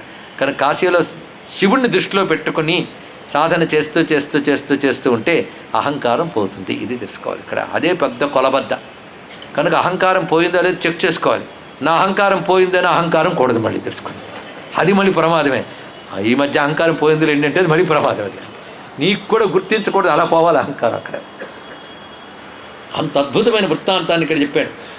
ధర్మజ్ఞ కోన సేవేత కృతజ్ఞ సాధు సత్కృత సోమశర్మ కథా దివ్యాం సుఖమోక్షఫలప్రదాం శృత్వా. ఇప్పుడు విన్న ఈ సోమశర్మ కథ వింటే చాలయ్యా పాపాలు పోతాయి అని వేదధర్ముడు అతి పవిత్రమైన కథని చెప్పాడు. ఈ కథలో ఎన్ని మర్మములు చెప్పాడంటే, కాశీకి ఆ శక్తి ఉన్నది అంటే నీకు చేసిన వాటికి సిద్ధిని ఇస్తూనే చిత్తాన్ని సంస్కరిస్తుంది. అది గొప్ప విషయం. ఎందుకంటే చేసిన వాటికి భోగములు ఇచ్చేస్తే అయిపోలేదు, చిత్తాన్ని సంస్కరించగలగాలి. ఆ చిత్త సంస్కారం చేయగలిగిన క్షేత్రం కాశీ. ఎందుకంటే కాశీకి వచ్చే వరకు ఏ పాపమో చేసో అయిపోయింది. కాశీకి వచ్చాక పాపం చేయలేదు కనుక ఇదివరకు పాపాలు మళ్ళీ తీసుకొచ్చి వాటిని తవి తీయడం. ఇక్కడికి వచ్చి నువ్వు పాపం చేయలేదు కదా, చాలు నాకు. ఎంత దయామయుడండి! ఇన్ని జన్మల నుంచి ఈ జన్మలో ఇక్కడ కాశీకి వచ్చే వరకు చేసిన పాపాలన్నీ మైన ఇచ్చేసాడంటే ఎంత దయాస్వరూపుడు ఆ విశ్వేశ్వరుడు. ఇక్కడికి వచ్చి జాగ్రత్తగా ఉంటాను కానీ మానవుడిని కదయ్యా, కొంచెం ఏదో వచ్చేస్తుంటాయి. బాధపడ్డావా? సరే, తెలిసి చెయ్యకు.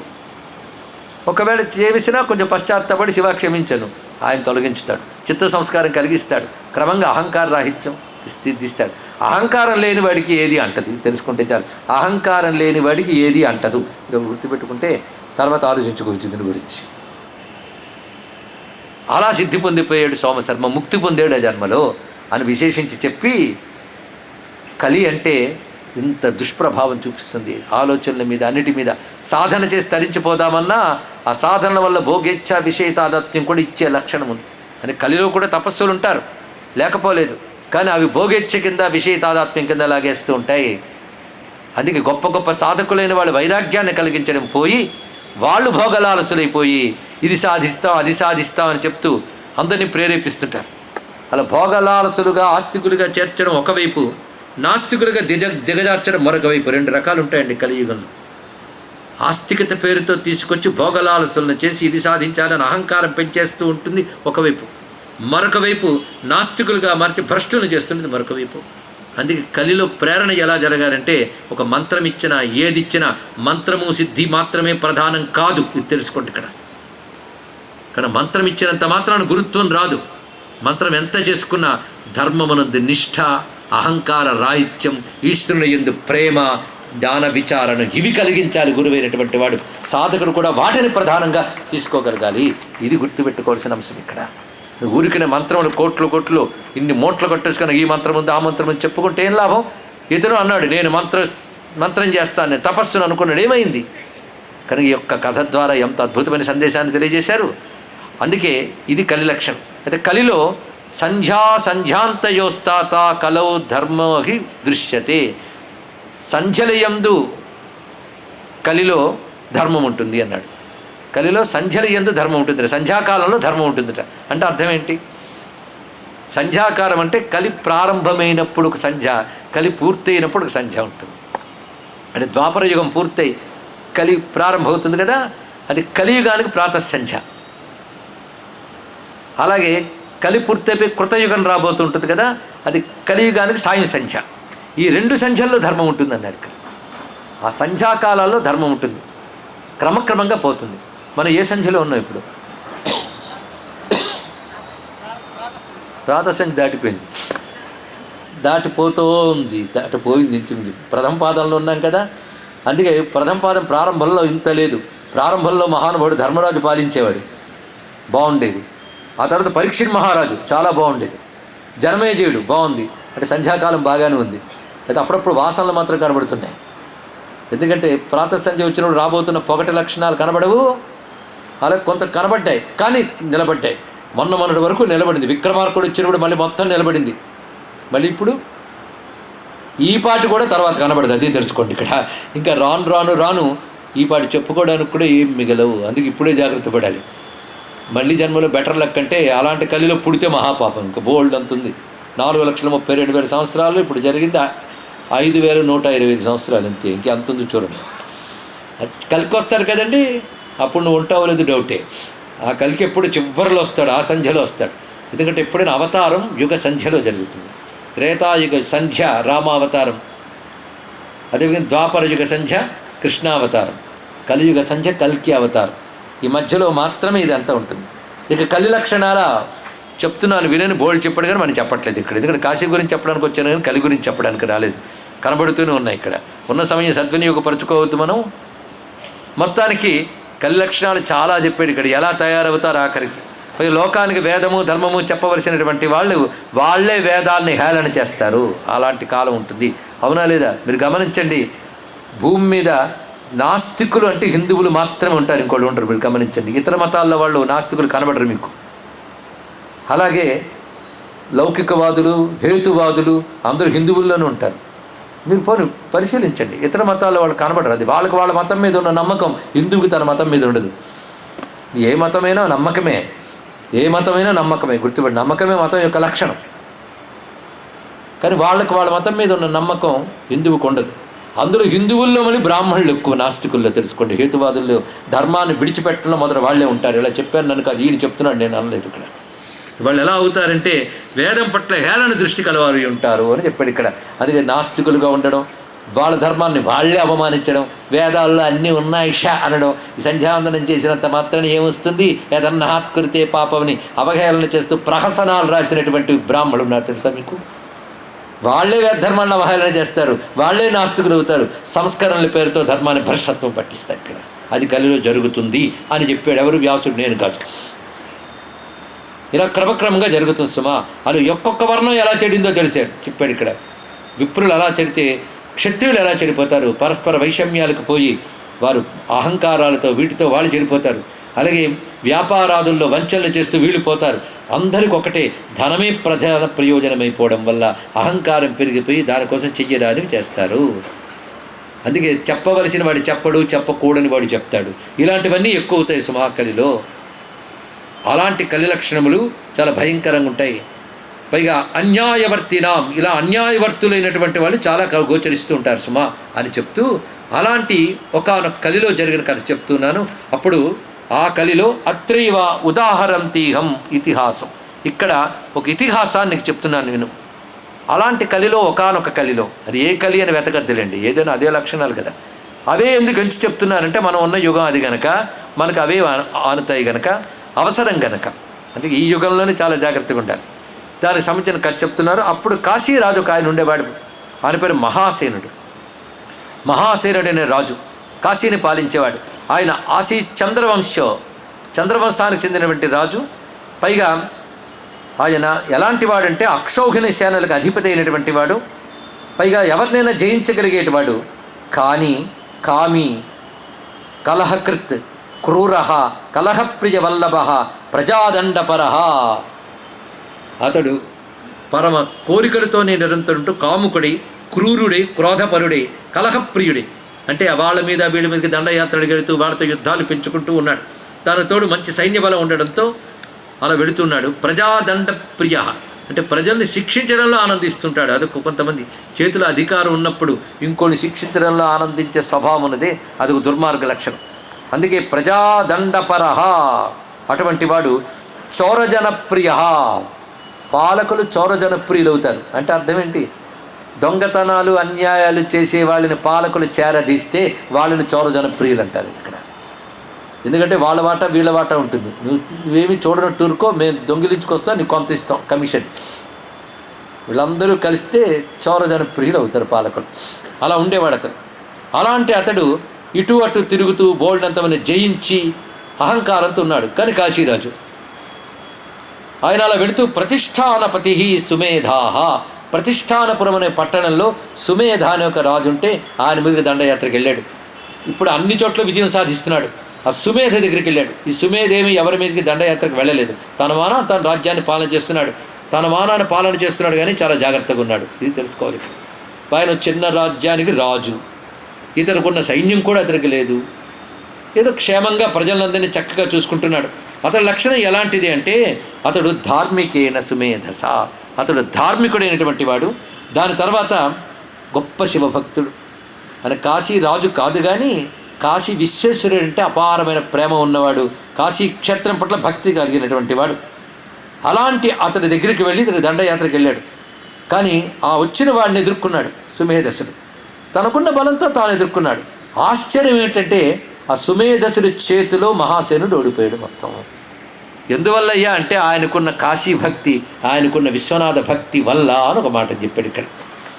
విశ్వనాథ భక్తి వల్ల. పై ఎలా ఎదుర్కొన్నాడో కూడా చెప్తాడు. ఆ తర్వాత యుద్ధం, మళ్ళీ రెండో యుద్ధంలో ఆ వివరణ చక్కగా కనబడుతుంది మొత్తానికి. ఎప్పుడైతే ఈ విధంగా జరిగిందో ఓడిపోయాడు మహాసేనుడు. ఎప్పుడు అతను ఓటం అనేది తెలియదు, ఎక్కడికెళ్ళినా విజయం. ఇప్పుడు చూస్తే చోటారాజు దగ్గర ఓడిపోయాడు. ఒక చిన్నరాజు చేతిలో ఓడిపోయి నేను బాధపడి తిరిగి తన గురువు గారి దగ్గరికి వెళ్ళాడు. తిన్నగా వాళ్ళకు గురువు ఉన్నాడు, ఆయన పేరు వామదేవ మహర్షి. ఆయన దగ్గరికి వెళ్ళి మఠం వేసి కూర్చుని, నేను ఓడిపోయానేమిటి, నాకు ఆశ్చర్యంగా ఉన్నదే, ఎందుకంటే ఇంతవరకు అపజయం అనేది లేదు. ఇలాంటివి జరిగినప్పుడు గురువుల్ని ఆశ్రయించాలని చెప్పారు కదా, అందుకే మీ దగ్గరకు వచ్చి చెప్పాను. ఈ గురుభక్తి ఎప్పటి నుంచి మొదలైంది అన్నాడు ఆయన వెంటనే. ఇవాళ దెబ్బలు తిన్నాక నా దగ్గరకు వచ్చి మఠం వేసుకున్నావు, కానీ ఇదివరకు నీకు ఎన్ని మార్లు చెప్పాను, నీ ప్రవర్తన బాగులేదు, నువ్వు శాస్త్ర నింద చేస్తున్నావు, ఈశ్వర నింద చేస్తున్నావు, పైగా పరభూతాదుల్ని అంటే చాటి ప్రాణుల్ని హింసిస్తున్నావు, పైగా భూదేవత అంటే బ్రాహ్మణుల్ని దేవతల్ని అవమానిస్తున్నావు, ఇవన్నీ కూడా కూడదని నీకు హెచ్చరించాను, కానీ నువ్వు వినలేదు, అహంకారంతో ప్రవర్తించావు, ప్రజాహింస చేసావు, ఇప్పుడు వచ్చి అడుగుతున్నావు. ఇది కలిప్రభావం నాయన అన్నాడు. ఒకటే మాట, కలిప్రభావం చేత నీకు ఆ బుద్ధి పుట్టింది.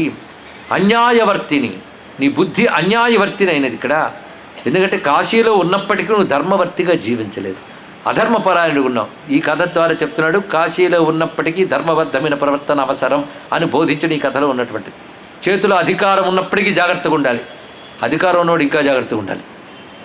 చేతిలో అధికారం ఉండి నీకు కూడని విధంగా ప్రవర్తించావు, అందువల్ల అని అద్యాపి త్యజ దౌరాత్మ్యం, నీ దురాత్మ అంటే దుర్బుద్ధిని ఇప్పటికైనా విడిచిపెట్టు. సౌశీల్యం ఆదరాత్ భజ, సౌశీల్యాన్ని స్వీకరించు, అప్పుడు నీకు జయము యశస్సు ఇవన్నీ లభిస్తాయి. అనగానే చూసి, మరి మీ బ్రాహ్మణే చెప్తుంటారే, పురాణాలు చెప్పేవాళ్ళందరూ కాశీలో కలి ప్రవేశించడు అని చెప్పారే, మరి కలి నాలోకి ఎందుకు వచ్చాడు? మీదే తప్పు, మీ శాస్త్రందే తప్పు. కనుక కాశీలోకి కలిరాడు అని ఉంది, కలి ప్రవేశించదానంద కాననమునా అని శ్రీనాథుడు కూడా అద్భుతంగా అనువదించాడు. కనుక కలి ప్రవేశించాడు కదా కాశీలో, మరి నాలో కలి ప్రవేశించాడు నువ్వు అన్నావు అంటే నువ్వు చెప్పింది తప్పు కదా అన్నాడు. ఇక్కడ ఓరు దుర్మార్గుడా, నీకు అదే అర్థమైంది. కలి ప్రవేశించడు అంటే అర్థం ఏమిటో నీకు చెప్తాను విను. కలి ప్రభావం కాశీలో ఉండదు, అది తెలుసుకోవాల్సినది. ఎందుకంటే కలి లక్షణాలు కాశీలో ఉండొచ్చు కానీ కలి ప్రభావం ఉండదు, రెంటికి చాలా తేడా ఉన్నది. ఎందుకంటే అధర్మంగా ఉండడం, ఆచారం పాటించకపోవడం వగేరాలు చాలా కలి లక్షణాలు ఉన్నాయి, అవి ఇక్కడే కనబడతాయి. దొంగతనాలు, వ్యాపారంలో కానీ మరో విధంగా కానీ మోసాలు అన్నీ ఉంటాయి. మహాత్ములు ఇక్కడే ఉంటారు. అంటే మరి వారి మీద ప్రభావం చూపించేది వీరి మీద ప్రభావం చూపించిందా అంటే లక్షణాలు ఉన్నాయి, కానీ ఎవడు ధర్మమును అంటి పెట్టుకుని పాపం చేయకుండా ఉంటాడో వాడిని కలి ఏమీ చెయ్యలేడు కాశీలో. ఇది తెలుసుకో. మిగిలిన చోటు ఎలా ఉన్నప్పటికీ అహంకార రూపంలో వాసన రూపంలో వచ్చే అవకాశం ఉంటుంది, కానీ కలిలో లేదు, అది లక్షణం. అయితే నీలో కలి ప్రవేశించని ఎలా చెప్పదలుచుకున్నానంటే, కలి ఒకరిని హింసించేటప్పుడు చేతితో దండం పట్టుకొచ్చి కొట్టడు. ఎవడు అయోగ్యుడో వాడి లోపల ఒక పాప వృత్తిగా లోపల ప్రవేశిస్తాడు, పాప బుద్ధిగా ప్రవేశిస్తాడు.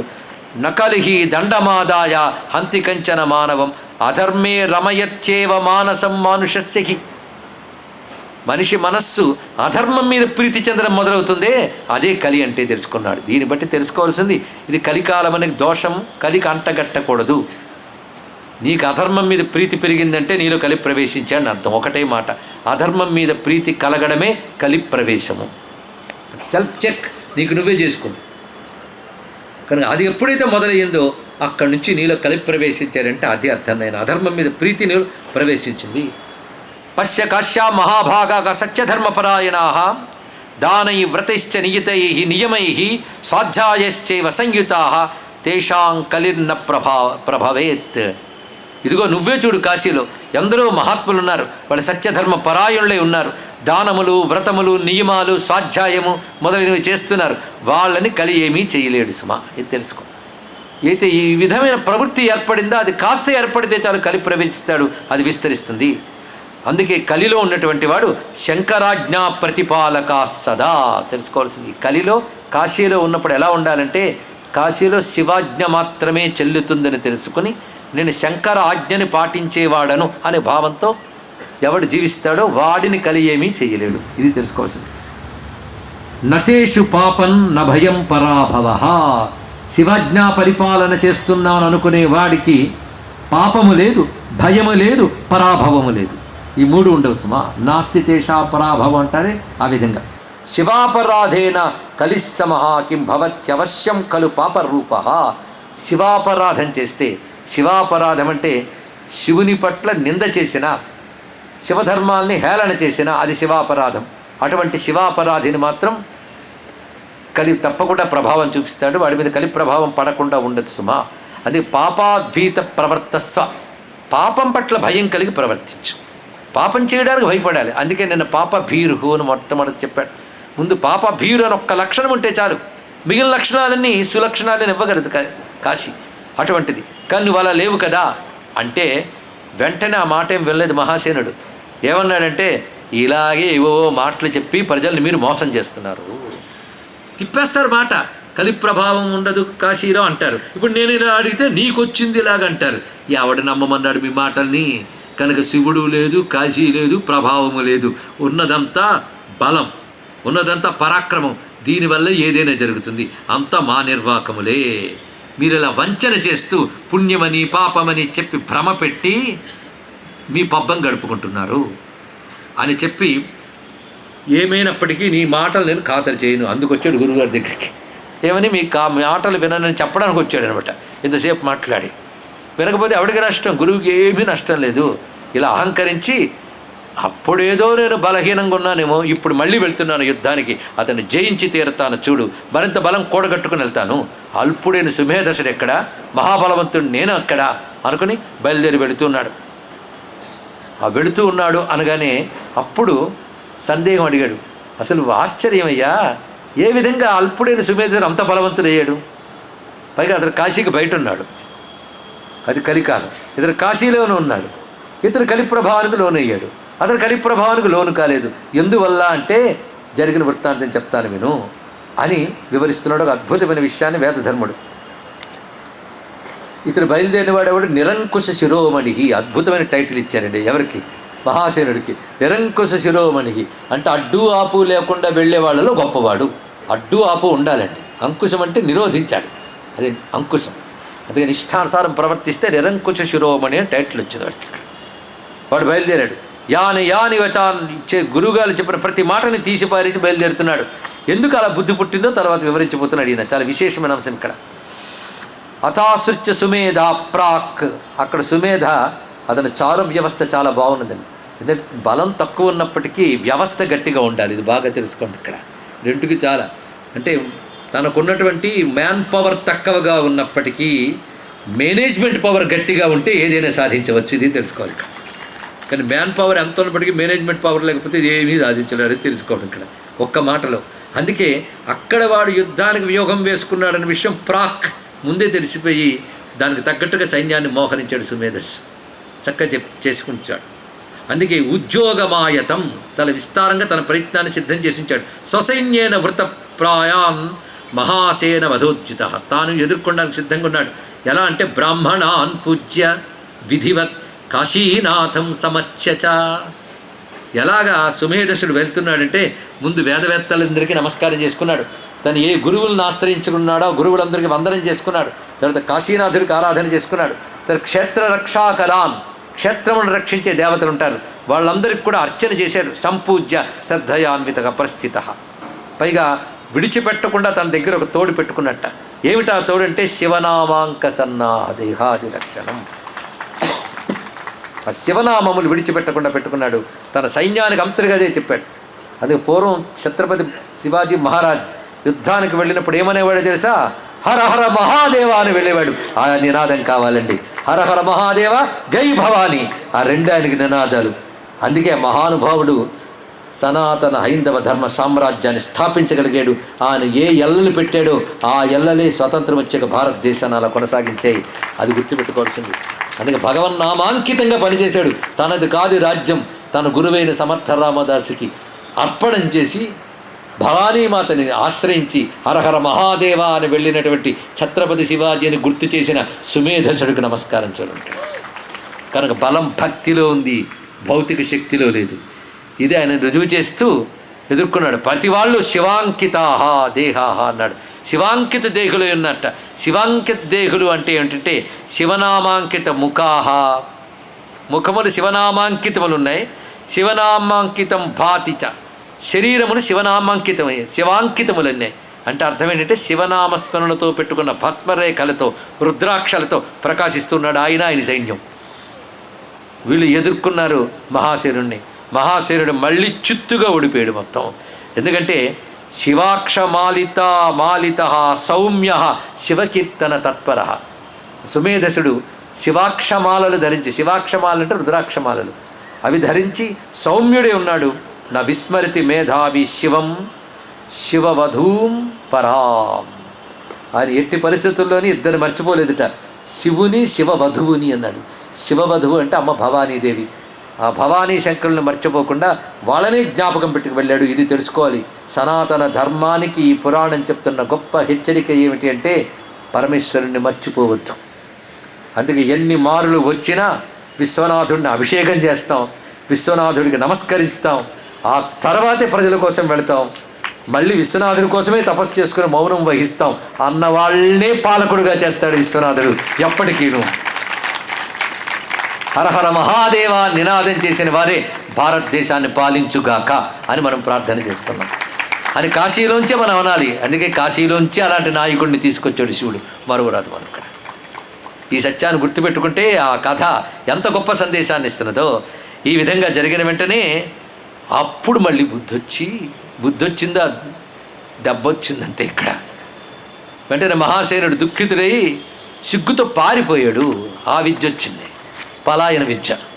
అక్కడి నుంచి పారిపోయి ఒక ఏకాంతం చోటుకు వెళ్ళి సిగ్గుపడుతున్నాడు. ఇక్కడ ధీరాన్ ధర్మపరాన్ ప్రశ్నమపి నత్వం క్షమోహ్యసి. అయితే అతన్ని యుద్ధంలో ఓడించిన తర్వాత నిరాయుధుడే నిలబడిపోయాక ఒక అంటున్నాడు, ఏమిటయ్యా నా చేతులు నువ్వు ఓడిపోవడం ఏంటయ్యా? సుమేధసుడు చెప్తున్నాడు ఇక్కడ. పారిపోతున్నావు కూడా, ఎందుకంటే నువ్వు ధీరత్వాన్ని విడిచిపెట్టావు కాశీలో ఉంటూ కూడా, పెద్దవాళ్ళ మాటను విడిచిపెట్టావు, నన్ను కూడా నా చేతులు ఓడిపోయి తెలుసుకో. ఏంటి ఆశ్చర్యం అంటే అప్పుడు దీని వెనకున్న కథను తెలియజేస్తున్నాడు వేదధర్ముడు.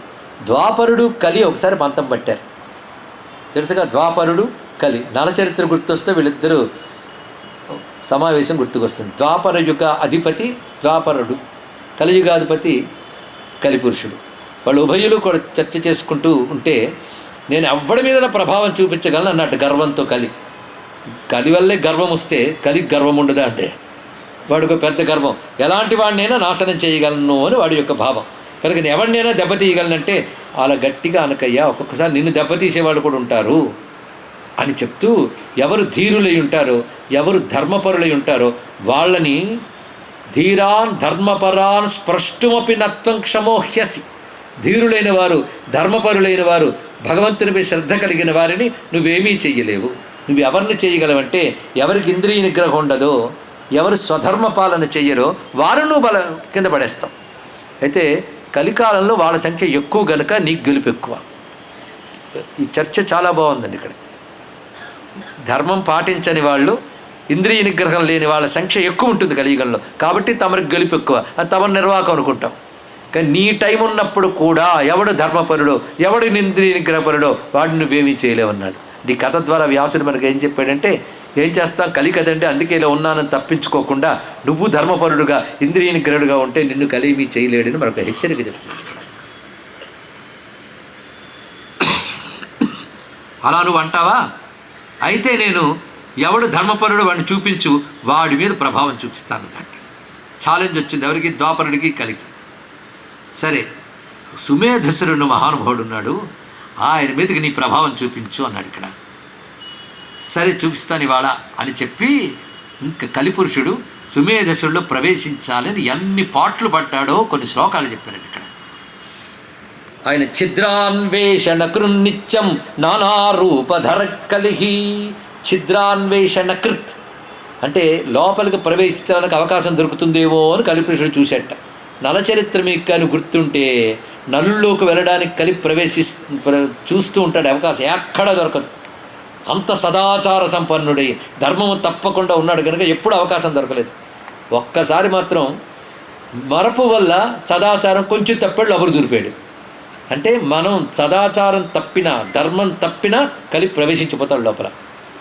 అది ఆనాడు భారతం చెప్పిన వృత్తాంతం. ఇప్పుడు ఇక్కడ సుమేధసుడి దగ్గర కూడా అదే, లోపలికి వెళ్ళాలని ప్రయత్నిస్తున్నాడు కలిపురుషుడు, కానీ ఎక్కడ అవకాశం రాలేదు.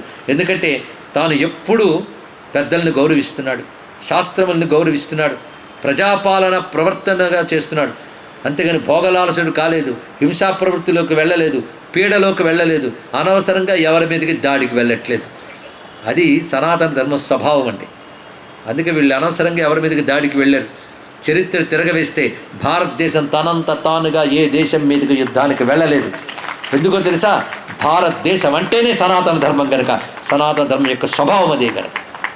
అందుకని ఆ దేశం మీదకి ఈ దేశం మీదకి దండయాత్రలు చేస్తూ మతం పేరుతో మరొక పేరుతో వెళ్ళి మార్చేస్తూ హింసిస్తూ ఉండే లక్షణం సనాతన ధర్మంలో లేదు.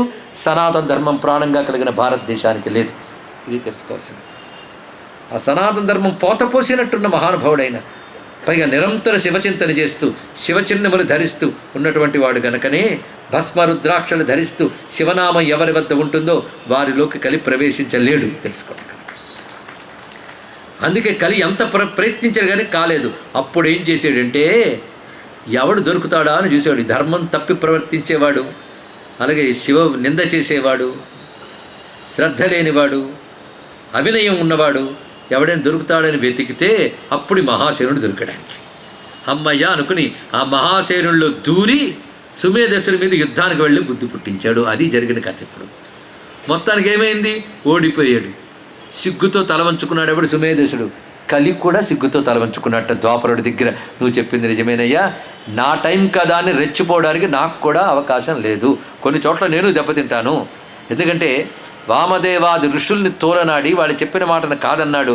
అలాంటి పాపాత్ముడు దొరికాడు కదా అని దూరిపోయాను, కానీ ఈ మహాత్ముడిని ఏమి చేయలేను అని తెలుసుకుని అతడు కలి అక్కడి నుంచి నిష్క్రమించాడు. ఇప్పుడు ఇతడు మరి బాగుంది కదా అని వీళ్ళలోనూ సెటిల్ అయిపోయాడు. ఎవరిలో? మహాసేనుల్లో స్థిరపడ్డాడు. మహాసేనుడు ఓడిపోయాడు కానీ సిగ్గుపడుతున్నాడు, అలా వెళుతున్నాడు. కానీ కాశీకి వెళ్ళలేదు. అవమాన బాధ. ఎందుకంటే ఒకటి తెలిసిపోయింది, నేను ఓడిపోయాను కనుక రాజ్యం ఎవరు పాలిస్తారు? ఇప్పుడు సుమేధసుడే పాలిస్తాడు కాబట్టి అని తాను పారిపోయి వెళ్ళిపోతున్నాడు. ఆ సమయంలో ఏం జరిగింది? ఒక అద్భుతం జరిగింది ఆశ్చర్యకరంగా. అంతేనా మహాసేనుడి గతి? కాదు, ఏదో అద్భుతం జరిగింది. ఆ సుమేధసుడు ఏం చేశాడు? తర్వాత ఆ కాశీకి వచ్చిన సుమేధసుడు ఏం చేశాడు? కాశీ రాజ్యాన్ని హస్తగతం చేసుకున్నాడా? తర్వాత జరిగిన వృత్తాంతం ఏంటో రేపు తెలుసుకుందాం. సర్వం శ్రీ సాంబ సదాశివ చరణారవిందార్పణమస్తు. స్వస్తి.